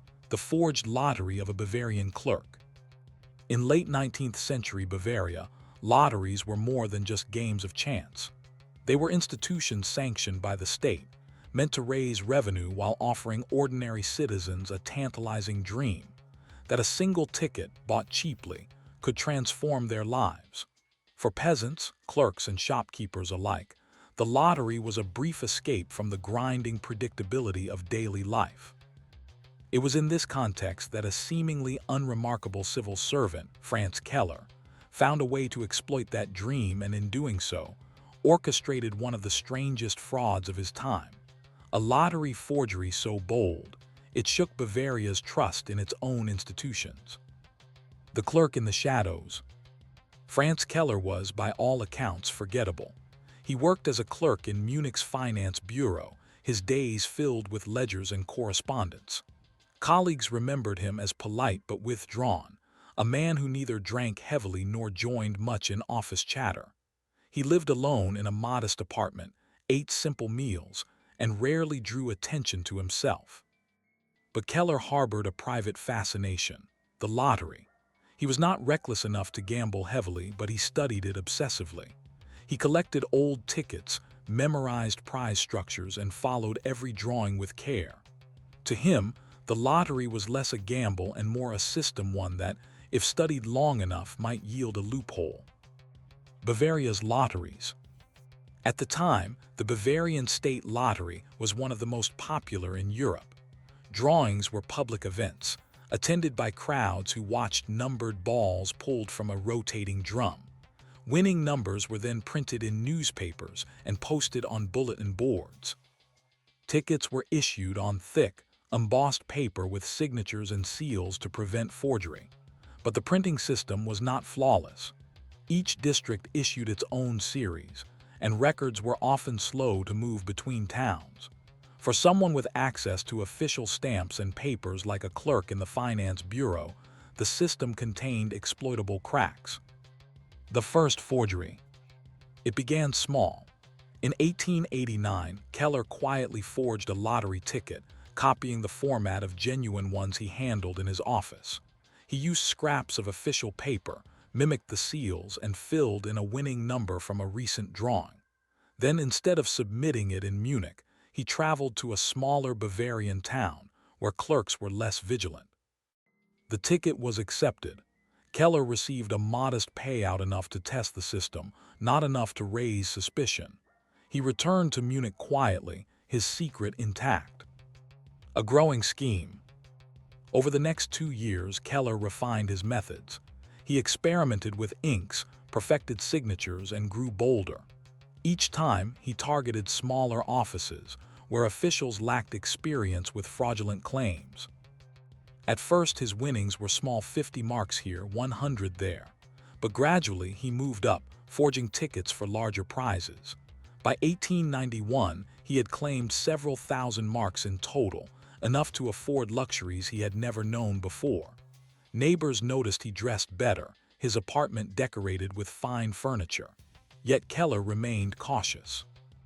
What made his fraud peculiar was not just the forgery, but his methodical patience. He never attempted to win the grand prize. Instead, he aimed for second and third-tier winnings, which attracted less scrutiny. In this way, he sustained his scheme for years, slipping between the cracks of Bavaria's bureaucracy. The moment of ambition. Every long-running scheme eventually encounters a moment of ambition, the point where patience gives way to greed. For Keller, that moment came in 1892, when the lottery announced a record grand prize. The newspapers were filled with stories of hopeful gamblers, and the prize was so large that it stirred the entire kingdom. Keller, after years of careful deception, decided to take his chance. He forged not one but 3 tickets, each bearing the grand prize number. His plan was to submit them in different towns, staggered over weeks, so as not to arouse suspicion. It was a bold move, and it proved to be his undoing. The first claim. The first forged grand prize ticket was submitted in Augsburg. The officials, astonished at the winning claim, paid out with great ceremony. Keller walked away with a fortune far larger than any he had attempted before. For a moment, he believed his years of patience had paid off. He could vanish, wealthy, and never be caught. But greed is a poor companion to caution. Instead of fleeing, Keller pressed on with his plan. The suspicion. When a second identical ticket appeared in Nuremberg weeks later, alarm bells rang. The lottery officials, puzzled, checked their records. Only one winning ticket should exist. How could there now be 2? The Nuremberg clerk, suspicious, sent word to Munich. By the time Keller attempted to cash the third ticket in Regensburg, the fraud had been exposed. Officials delayed his claim under the pretense of verification. Police were summoned. When Keller realized he was trapped, it was too late. He was arrested on the spot, the forged ticket still in his hand. Public outrage. The scandal that followed was immense. Newspapers declared it the Bavarian lottery scandal. Citizens were outraged not only at Keller but at the lottery system itself, which had allowed a clerk to manipulate its records for years. The fact that the fraud had been uncovered only because of his greed for the grand prize made it all the more sensational. Keller's apartment was searched, revealing drawers full of forged tickets, half-finished seals, and newspaper clippings of past drawings. It became clear that his scheme had been going on far longer than anyone imagined. The cliffhanger. The arrest of Franz Keller sent ripples through Bavaria. Until then, forgery was usually associated with counterfeit banknotes or fraudulent deeds, not state lotteries. For many citizens, the very idea that a civil servant had undermined a system meant to embody fairness and chance was almost more offensive than theft itself. The newspapers pounced. Headlines such as "Clerk Cheats Fortune" and "The Lottery Scandal of Munich" appeared across the kingdom. Ordinary people, who for years had pinned their hopes on a numbered ticket, now wondered whether the system had ever been trustworthy. A case of betrayal. When Keller's trial opened in Munich in the spring of 1893, the courtroom was packed. Officials, journalists, and curious citizens crowded in, eager to see the man who had managed to trick the state. The prosecution framed the case as one of betrayal. Keller, they argued, was not merely a criminal, but a man who had violated the public trust. As a clerk in the finance bureau, he had access to official stamps, seals, and blank paper tools he had used to construct a counterfeit system of his own. One prosecutor thundered. He did not merely rob the state. He robbed the people of Bavaria of their faith in justice and chance. Evidence of the scheme. The evidence presented was overwhelming. From Keller's apartment, police had seized stacks of forged tickets, some completed, others in preparation. Handmade seals, carefully carved to mimic official emblems. Notebooks filled with drawings and prize numbers, showing years of meticulous study. Receipts from provincial lottery offices, confirming payouts. Clerks from Augsburg, Nuremberg, and Regensburg testified about the claims he had filed. Each remembered him clearly, his calm demeanor, his precise paperwork. None had suspected fraud at the time. What astonished many was the sheer patience of the scheme. Keller had begun small, perfecting his craft for years before attempting the grand prize. To some, this made him seem all the more dangerous. To others, it suggested a man consumed by obsession rather than greed. Keller's defense. Keller, facing the court, did not deny his actions, but he framed them differently. He claimed he had not meant to destroy trust in the lottery but to correct its injustice. He argued that the system preyed on the poor, offering false hope while enriching the state. "If fortune is an illusion," he told the court, "then what is the difference between a number drawn by chance and a number written by my hand?" It was a shocking defense, one that divided opinion. Some dismissed it as arrogance. Others saw in it a critique of a system that did indeed profit from the desperation of ordinary people. Public reaction. The public was transfixed. Letters to newspapers debated whether Keller was a criminal or a social critic disguised as one. In taverns, peasants muttered that he had only done what the rich did all the time, find ways to cheat the system. Still, most saw him as a thief who had mocked the dreams of countless citizens. For those who had spent their last coins on lottery tickets, Keller's fraud felt like a personal betrayal. The sentence. In the summer of 1893, the verdict was delivered. Keller was found guilty of forgery, fraud, and abuse of office. The court sentenced him to 10 years in prison, a harsh punishment meant to send a clear message. The state would not tolerate betrayal from within. But the case did not end with Keller's imprisonment. The scandal forced Bavaria to overhaul its lottery system. Tickets were redesigned with new watermarks, centralized records were introduced, and small-town offices were given stricter training in verification. The lottery continued, but never again with quite the same aura of innocence. Unanswered questions. Even as Keller was led to prison, questions lingered. Officials admitted they could not be certain how many of his forgeries had gone undetected. Had he claimed only a fraction of the winnings his notebooks suggested? Was Bavaria's lottery system riddled with counterfeit payouts no one would ever trace? For years afterward, rumors persisted. Whenever an unusual claim surfaced, whispers of Keller's scheme resurfaced. His name became shorthand for fraud. Another Keller ticket meant a document too good to be true. The cliffhanger. As Keller began his sentence in Munich's Stadelheim prison, Bavaria was left to reckon with the uncomfortable truth.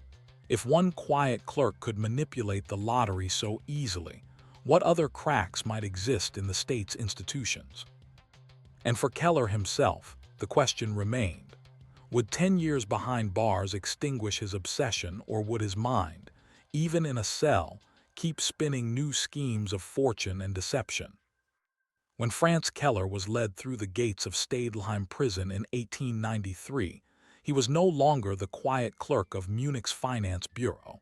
He was infamous, a man whose name had become shorthand for betrayal and deception. Newspapers continued to follow his story, even after sentencing, and the shadow of his fraud lingered over Bavaria's lottery system for years. Yet the story of Keller did not end with his imprisonment. The aftermath of his crimes rippled outward, shaping public opinion, altering the lottery industry, and leaving behind questions that remain unresolved to this day. Prison years. In Stadelheim, Keller's reputation preceded him. Some inmates regarded him with respect, admiring the audacity of his scheme. Others mocked him, insisting he was a fool who had risked everything for paper fortunes. Guards considered him a model prisoner, quiet, obedient, unremarkable. But those who knew him best suspected that even behind bars, Keller's mind was busy. He continued to request books on mathematics, printing, and finance. He kept notes, sketching ticket designs in the margins of prison newspapers. One guard later testified that Keller seemed haunted by numbers, as if he could not let go of the obsession that had defined his life. The public memory. Outside prison walls, Keller's case became a cautionary tale. Bavaria's newspapers revisited the scandal whenever questions of public trust arose. Teachers referenced him in schools when warning students about dishonesty. In taverns and village squares, his name surfaced in jokes and proverbs. "Don't try to play Keller with me," someone might say when a neighbor seemed less than honest. For all his anonymity before the fraud, Keller became immortalized in the folklore of petty deceit. Reform of the lottery. The state, embarrassed by how easily Keller had manipulated its system, moved quickly to strengthen safeguards. Tickets were redesigned with watermarks and new inks, making forgery harder. Claims had to be verified through centralized records in Munich, preventing duplicate submissions across towns. Clerks were trained to examine seals more carefully and to delay large payouts until verification was complete. These reforms, while costly, restored some measure of trust. Citizens continued to buy tickets, though always with the memory of Keller's scheme in the background.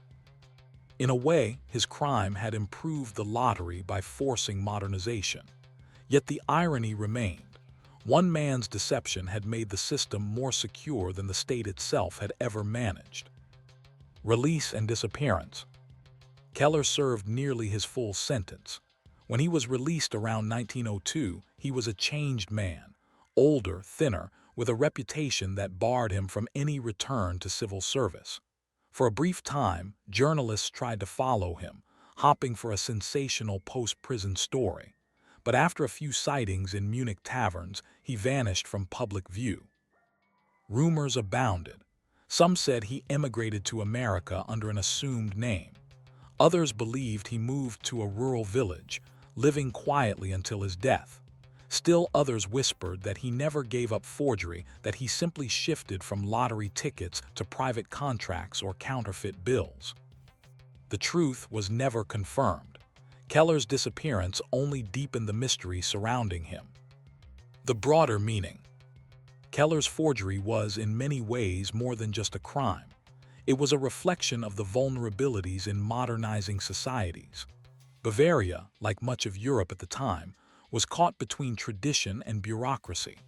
Systems were expanding: lotteries, railways, financial offices, but their safeguards had not yet caught up. Keller's scheme revealed how fragile trust could be. The lottery depended not on chance alone, but on the belief that the process was fair. By undermining that belief, Keller had committed a crime against confidence itself. Echoes in other cases. Keller's scandal was not unique. Across Europe, similar frauds emerged in the following decades. In Austria, clerks were caught manipulating postal sweepstakes. In Italy, counterfeiters forged lottery bonds. Each time, comparisons to Keller appeared in the press. His case became a reference point, the quiet bureaucrat who had dared to cheat fortune. Even into the 20th century, criminologists cited him when discussing how insider knowledge could be weaponized against institutions. Reflection. For us, looking back, Keller's story feels almost quaint compared to the grand scandals of modern finance. His winnings, though significant at the time, pale beside the fortune stolen in later frauds. And yet, the core lesson remains relevant. Institutions built on trust are always vulnerable to those who understand their inner workings too well. Keller was not a violent criminal. He never carried a weapon, never shed blood. His crime was one of patience, intellect, and obsession, and in that sense it was far more unsettling, for it suggested that anyone, given access and determination, might find a way to bend the system in their favor. Closing thought. As the lights dim on Keller's story, one question endures. Was he a man undone by greed, or a mirror held up to the flaws of his society? Perhaps the most unnerving part of his legacy is that we will never know how many of his forged tickets slipped through unnoticed quiet victories of deception, buried forever in Bavaria's ledgers. Story 6. The Postcard Poisoner of Lyon.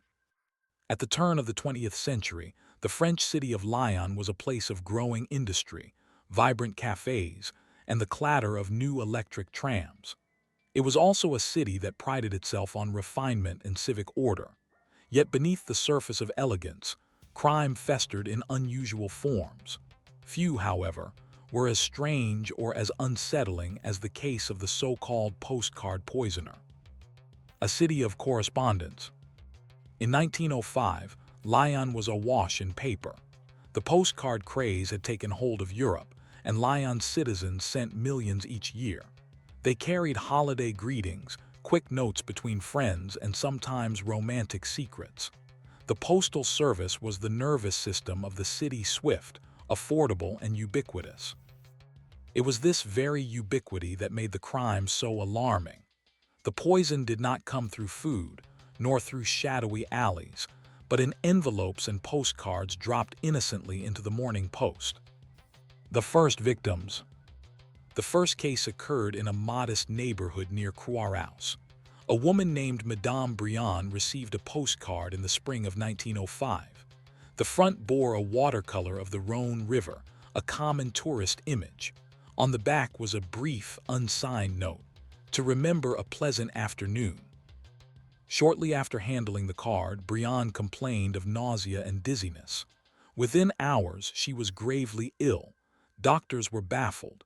She survived, but her health never fully recovered. In the weeks that followed, two more cases emerged. A bookseller and a grocer, both of whom received mysterious cards and suffered sudden poisoning symptoms. This time, doctors detected traces of arsenic on the edges of the paper. The newspapers seized on the mystery. Who would lace postcards with poison? Why these particular victims? And how could the city's trusted postal system be turned into a weapon? Panic in Lyon. As reports spread, panic gripped the public. Citizens hesitated to open their mail. Families handled letters with tongs or gloves. Postmen, once welcomed at every door, found themselves viewed with suspicion. The municipal council convened in emergency sessions, desperate to calm the city. For the police, the investigation was unprecedented. They had little experience with poison delivered by post. Detectives examined dozens of postcards, tracing handwriting and postmarks, but the sender was careful, choosing common designs, vague notes, and postboxes far from the victims' homes. Early suspicions. At first, theories abounded. Some suggested the poisonings were random, a lunatic attacking strangers for the thrill. Others whispered of business rivalries, as two of the victims were shopkeepers. But one pattern began to emerge. Each victim, it turned out, had been connected directly or indirectly to a certain tenant dispute in Lyon. They were all acquaintances, however distant, of a man named Henry Chazot, a minor clerk known for his quarrelsome nature. Police began to watch him closely. Chazot, the quiet suspect. Henry Chazot was not an obvious villain. He was a small man in his 40s with thinning hair and spectacles. He had no criminal record, no known expertise in chemistry, but he was known for holding grudges. Neighbors described him as the sort who never forgets a slight. When questioned, Chazot denied everything. Yet investigators noted his peculiar interest in stationery and the mail system. He was often seen in post offices, buying stamps in small quantities or browsing postcards at local kiosks. Most damning of all, police discovered that one of the poisoned cards had been purchased at a shop only a few blocks from his apartment. The medical puzzle. Doctors, meanwhile, faced their own challenge. The poison on the cards was not always lethal. Often it caused illness rather than death.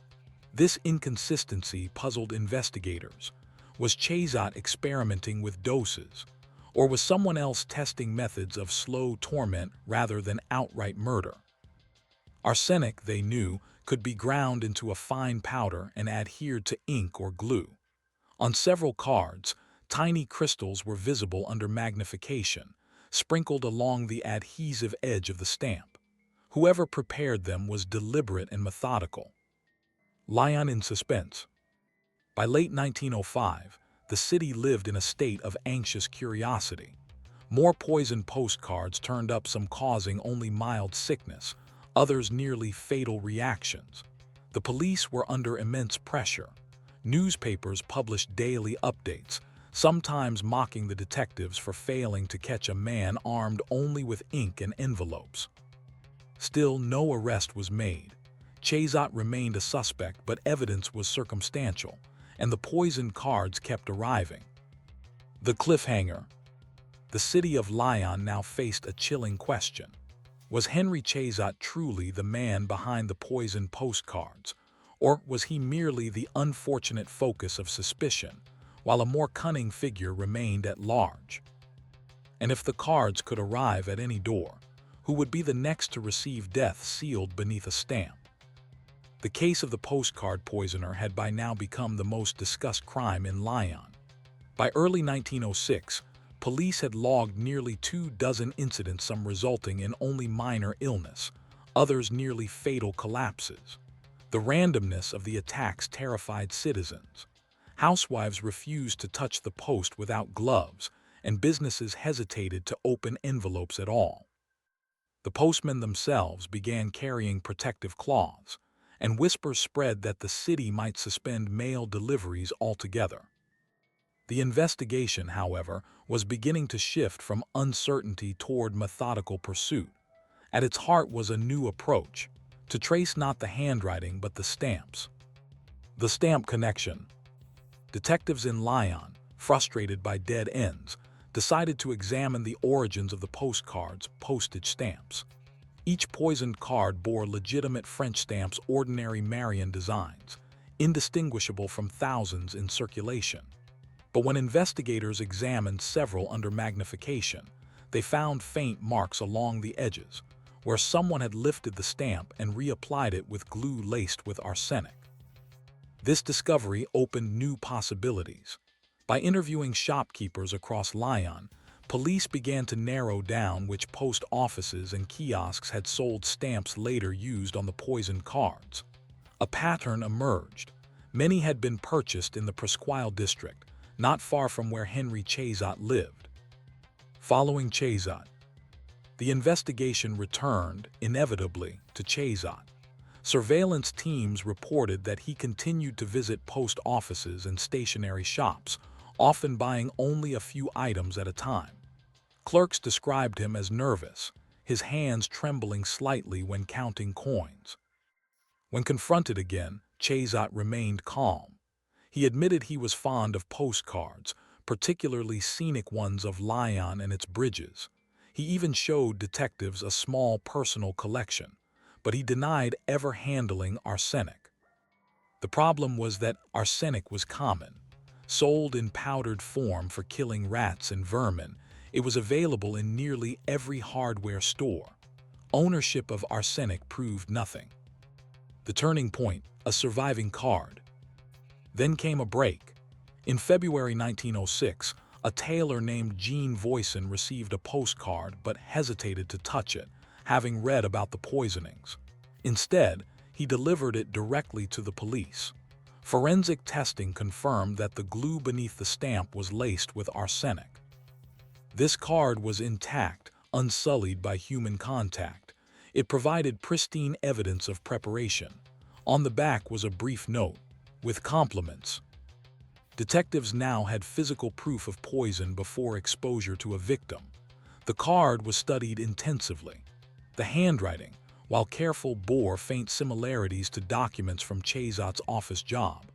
A handwriting expert hesitated to confirm outright but suggested a strong likelihood that it matched. The question of motive. Yet motive remained murky.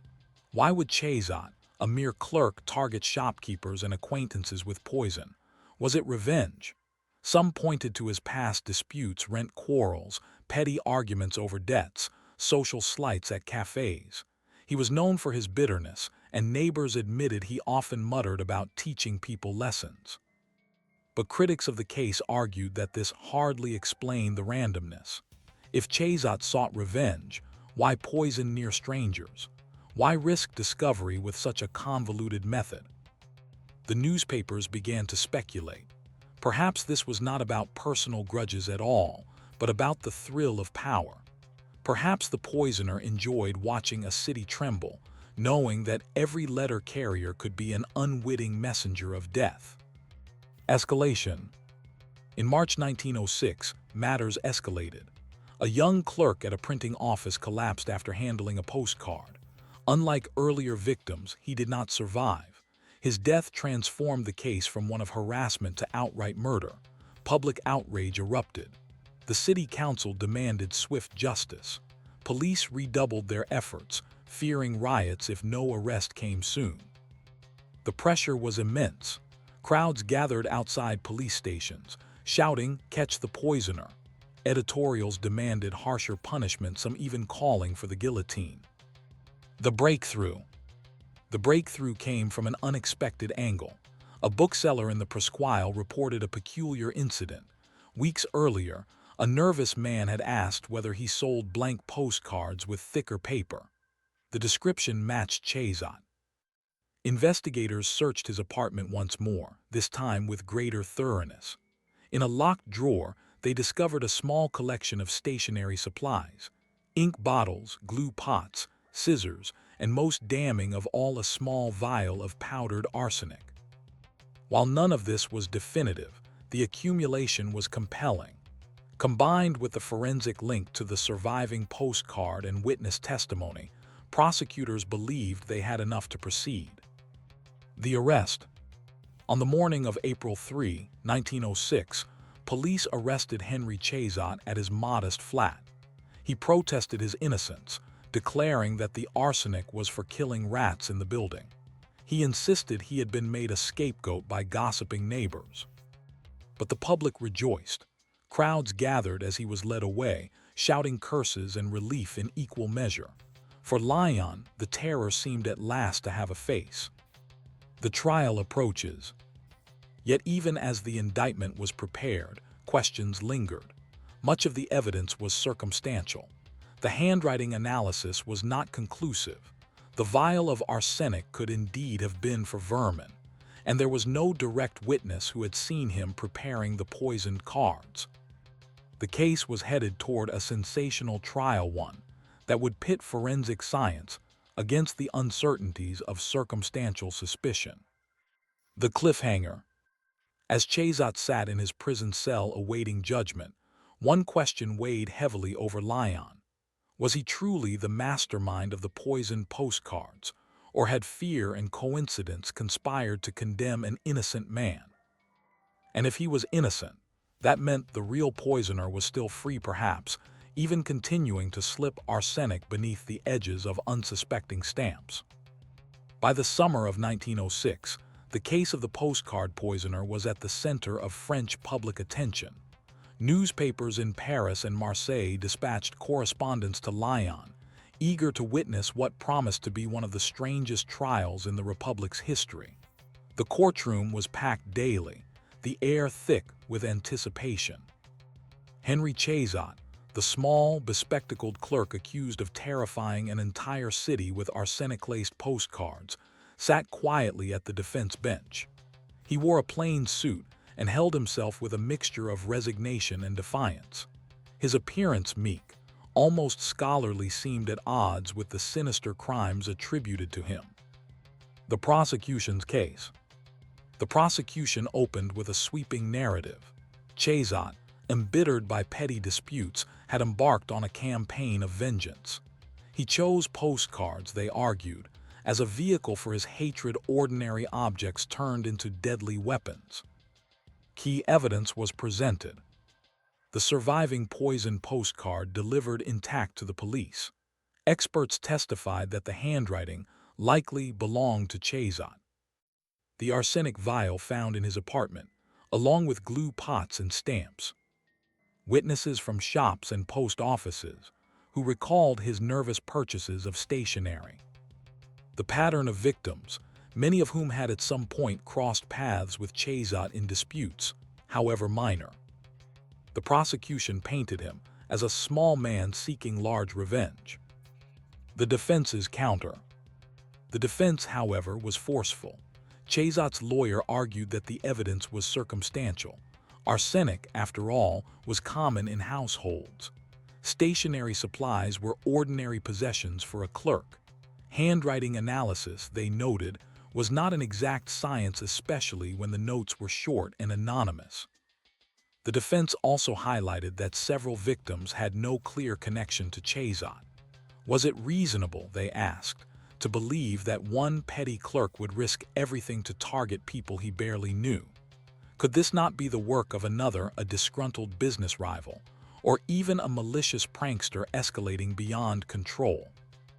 Most importantly, the defense reminded the jury that no one had ever seen Chazot preparing or sending the poisoned cards. Expert testimony. A parade of experts took the stand. Chemists described how arsenic crystals had been applied beneath stamps and along the edges of postcards. Doctors recounted the symptoms of victims: nausea, dizziness, collapse.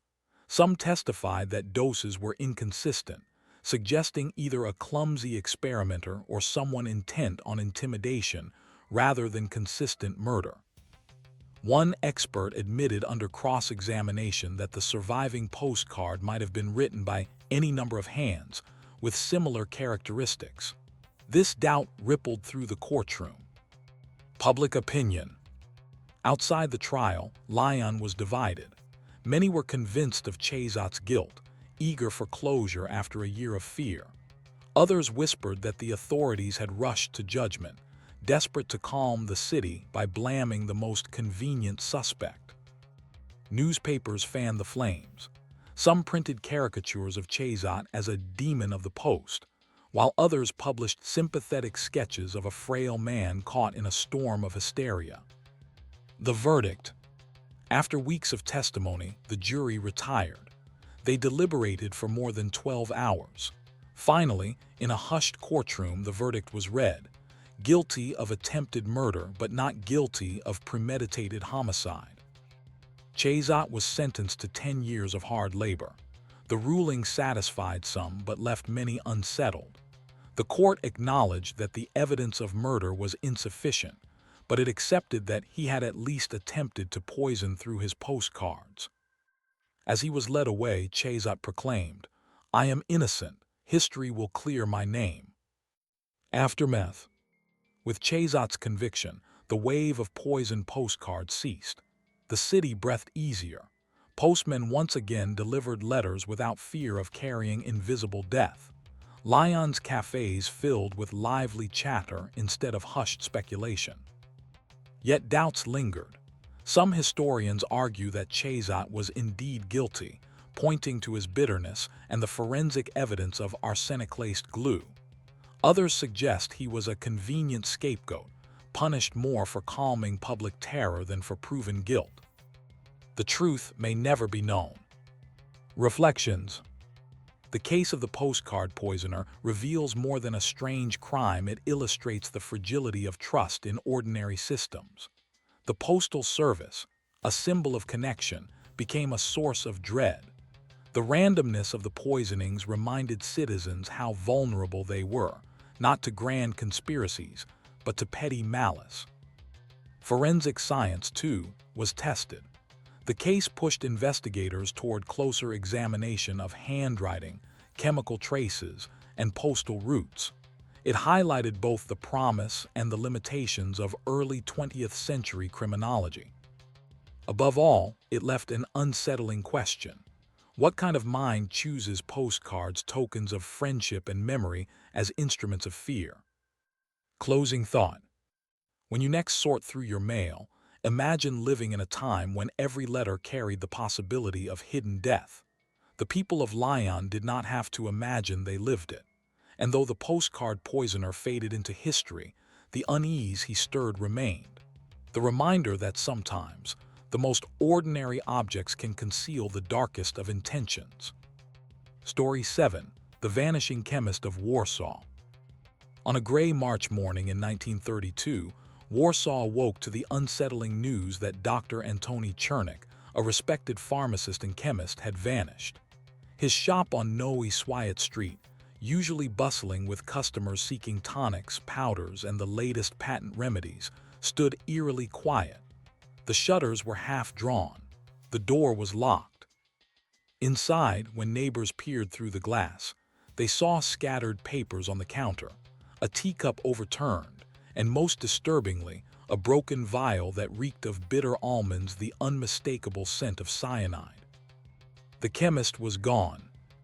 The last sightings. Witnesses recalled seeing Czernik late the previous evening. He had closed his shop earlier than usual, citing a headache. A neighbor swore that around midnight she saw a dim light flicker in the shop's back room. Another claimed to have heard the faint sound of a carriage stopping outside. But by morning, Czernik had vanished without trace. Police quickly took interest. The chemist was not just a businessman. He had occasionally consulted for the Ministry of Health, advising on toxicology. His knowledge of poisons, his connections to laboratories, and his sudden disappearance made the situation ominous. The shop examination. Detectives entered the shop with caution. The broken vial of cyanide on the counter suggested either accident or warning. In the back room, they found ledgers of purchases, jars of rare compounds, and notebooks filled with formulas in Czernik's precise handwriting. Some passages had been hastily crossed out. Curiously, an entire shelf of arsenical compounds was missing. The jars had been carefully removed, leaving clean spaces on the wooden planks. Police assumed theft. Perhaps Czernik had been robbed, and in resisting, taken away. But if so, why were valuable items like gold scales and imported instruments untouched? Suspicions of espionage. The 1930s were a tense time in Poland. Rumors swirled of foreign agents seeking chemical knowledge for nefarious ends. Could Czernik have been abducted by spies? His background as a toxicologist certainly made him valuable. Investigators interviewed his colleagues at the ministry. Some described him as brilliant but secretive, prone to working late into the night on private projects. One colleague hinted that Chernik had recently grown paranoid, insisting that people were following him on his way home. Personal life under scrutiny. The investigation turned to Chernik's personal affairs. He lived alone in a modest apartment above the shop. His wife had died years earlier, leaving him solitary and withdrawn. Neighbors described him as courteous but distant, a man whose life revolved around his shelves of powders and his endless experiments. There was, however, one curious relationship: a younger woman named Zofia who visited the shop regularly. She was said to be a former student of his, occasionally helping with bookkeeping. When questioned, Zofia admitted that Chernik had confided fears to her claims that shadowy men were watching the shop. She dismissed them at first as paranoia, but in the days leading to his disappearance, he had grown more agitated, insisting that he was close to discovering something important. The mystery of the letter. A day after the disappearance, a letter arrived at the Warsaw police station. Written in Chernik's unmistakable hand, it read, "By the time you read this, I will be far from Warsaw. There are forces beyond your comprehension at play. Do not search for me. To do so would endanger you all." The letter was signed simply, AC. The police, skeptical, considered whether the letter had been coerced or forged. The handwriting experts were divided. Most said it was genuine, but a few pointed out odd irregularities, as if written in haste or under duress. A city on edge. The case captured public imagination. Newspapers ran headlines like "Pharmacist Spirited Away by Foreign Spies" and "The Cyanide Trail of Dr. Chernik." Ordinary citizens whispered theories that he had been murdered for his formulas, that he had run off with Zofia, or that he had poisoned himself after succumbing to madness. But the broken vial on the counter suggested something darker: a struggle, or a warning left behind. The cliffhanger. As detectives pieced through Chernik's journals, they found cryptic notes in the margins, sketches of chemical apparatuses, strange symbols, and repeated phrases in Latin. Mors venit per epistolas. Death comes through letters. Was this a clue to his fate, or the paranoid ramblings of a man unraveling under invisible pressures? The truth remained hidden, as Warsaw debated. Had Dr. Chernik been abducted, murdered, or had he vanished by choice into the shadows of espionage and poison? The days after Dr. Antoni Chernik's disappearance deepened the mystery rather than solved it. Warsaw police kept his shop sealed, but curious onlookers lingered outside, pressing faces to the glass as if the missing chemist might reappear among his bottles and balances. Detectives scoured the city, but every lead seemed to evaporate. And yet, behind the locked shutters of the shop, a more troubling story was beginning to emerge. The missing journals. Among Chernik's scattered notes, officers noticed gaps. His research journals were numbered meticulously, but volumes IV through VII were missing. Colleagues confirmed he guarded them jealously, sometimes carrying them under his coat when walking home. They contained, supposedly, formulas for experimental compounds, antidotes, but also toxins. Had these notebooks been stolen, or had Chernik himself hidden them before vanishing? The notion that they might now be in the hands of criminals or spies set the authorities on edge. The Zofia connection. Investigators brought Zofia back for deeper questioning. She admitted that Chernik had confided to her about letters that could kill. At first, she thought he was speaking metaphorically, perhaps alluding to poisoned ink, but he seemed deadly serious. In one conversation, he insisted he had been corresponding with someone abroad, an interested party, who demanded his formulas in exchange for large sums of money. Zofia swore she had begged him to stop, warning that such dealings were dangerous. He only shook his head, saying, "Knowledge has its own momentum. Once written, it must travel." The police began to wonder, had Chernik fallen into the world of clandestine chemical trade, selling recipes for toxins to foreign agents. If so, had he been abducted or silenced? The cyanide lead. The broken cyanide vial still troubled detectives. The shop's assistant, who occasionally cleaned, swore that vial had not been on the counter the day before the disappearance. Its presence seemed staged. Forensic tests confirmed the vial had been shattered deliberately, not by accident. Was it planted to mislead investigators, suggesting suicide or accident? Or was it Chernik's own warning, left behind in a final moment of resistance? Foreign eyes on Warsaw. By April, rumors spread that Chernik's disappearance had drawn the attention of foreign intelligence services. Soviet agents were whispered to have prowled Warsaw, eager to acquire toxicological knowledge useful for assassinations. Germany, too, was suspected. Their chemical industries had long been at the forefront of both medical and military applications. A Polish intelligence officer, speaking quietly to detectives, suggested Chernik had been under surveillance for months. He was, after all, a man of peculiar brilliance in a time when poisons were regarded not merely as criminal tools, but as weapons of statecraft. The anonymous witness. A breakthrough seemed to arrive when an anonymous tipster came forward. A coachman reported that on the night of Chernik's disappearance, he had been hired to drive two men and a third figure, slumped and silent, toward the outskirts of the city. The figure, he swore, wore spectacles and a dark coat like Chernik's. When pressed, the coachman admitted he had been paid generously and told to forget the ride. But the details matched the neighbor's claim of hearing a carriage near midnight.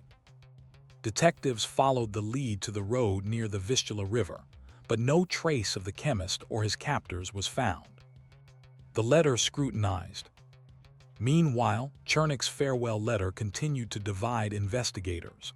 Handwriting experts confirmed its authenticity, but the odd phrasing, "forces beyond your comprehension," struck many as theatrical.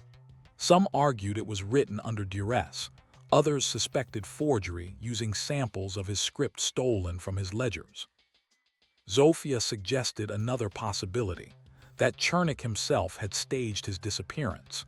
He had spoken often of starting anew, of leaving behind the burdens of knowledge. Could he have deliberately vanished, leaving Warsaw to believe in abduction while he began a new life abroad? Yet if so, why leave behind broken glass and missing journals? Why vanish without taking money, clothes, or his most trusted possessions?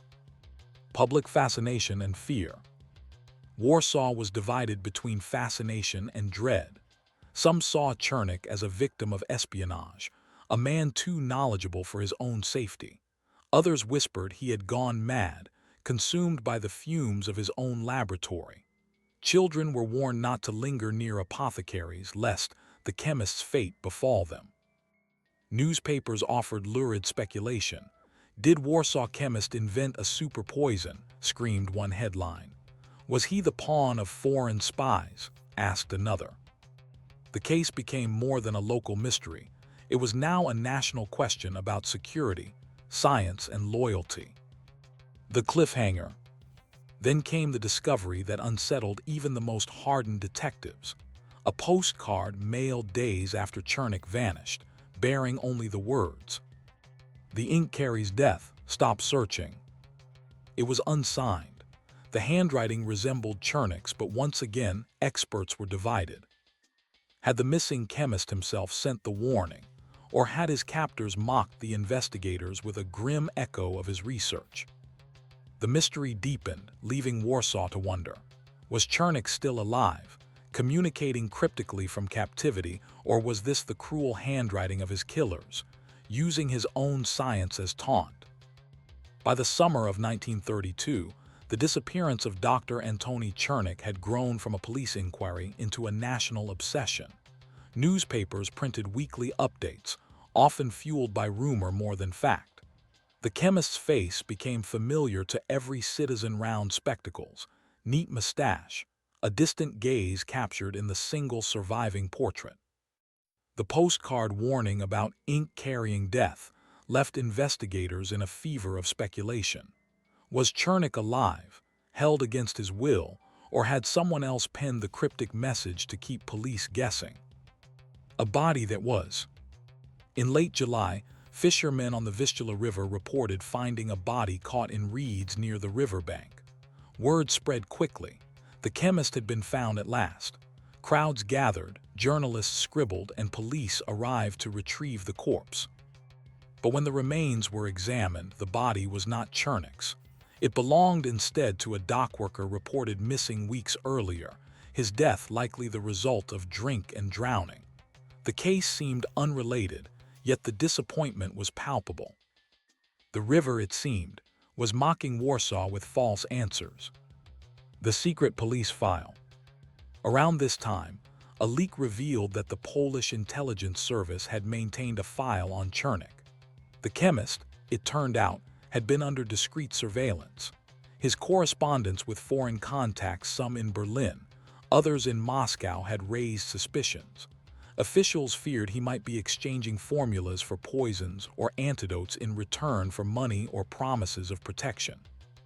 Yet the file also painted him as a conflicted figure, a man simultaneously eager for recognition and fearful of its consequences, a patriot but one tempted by the lure of secretive patrons.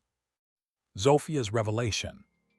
Months after the disappearance, Zofia revealed a startling detail she had previously withheld.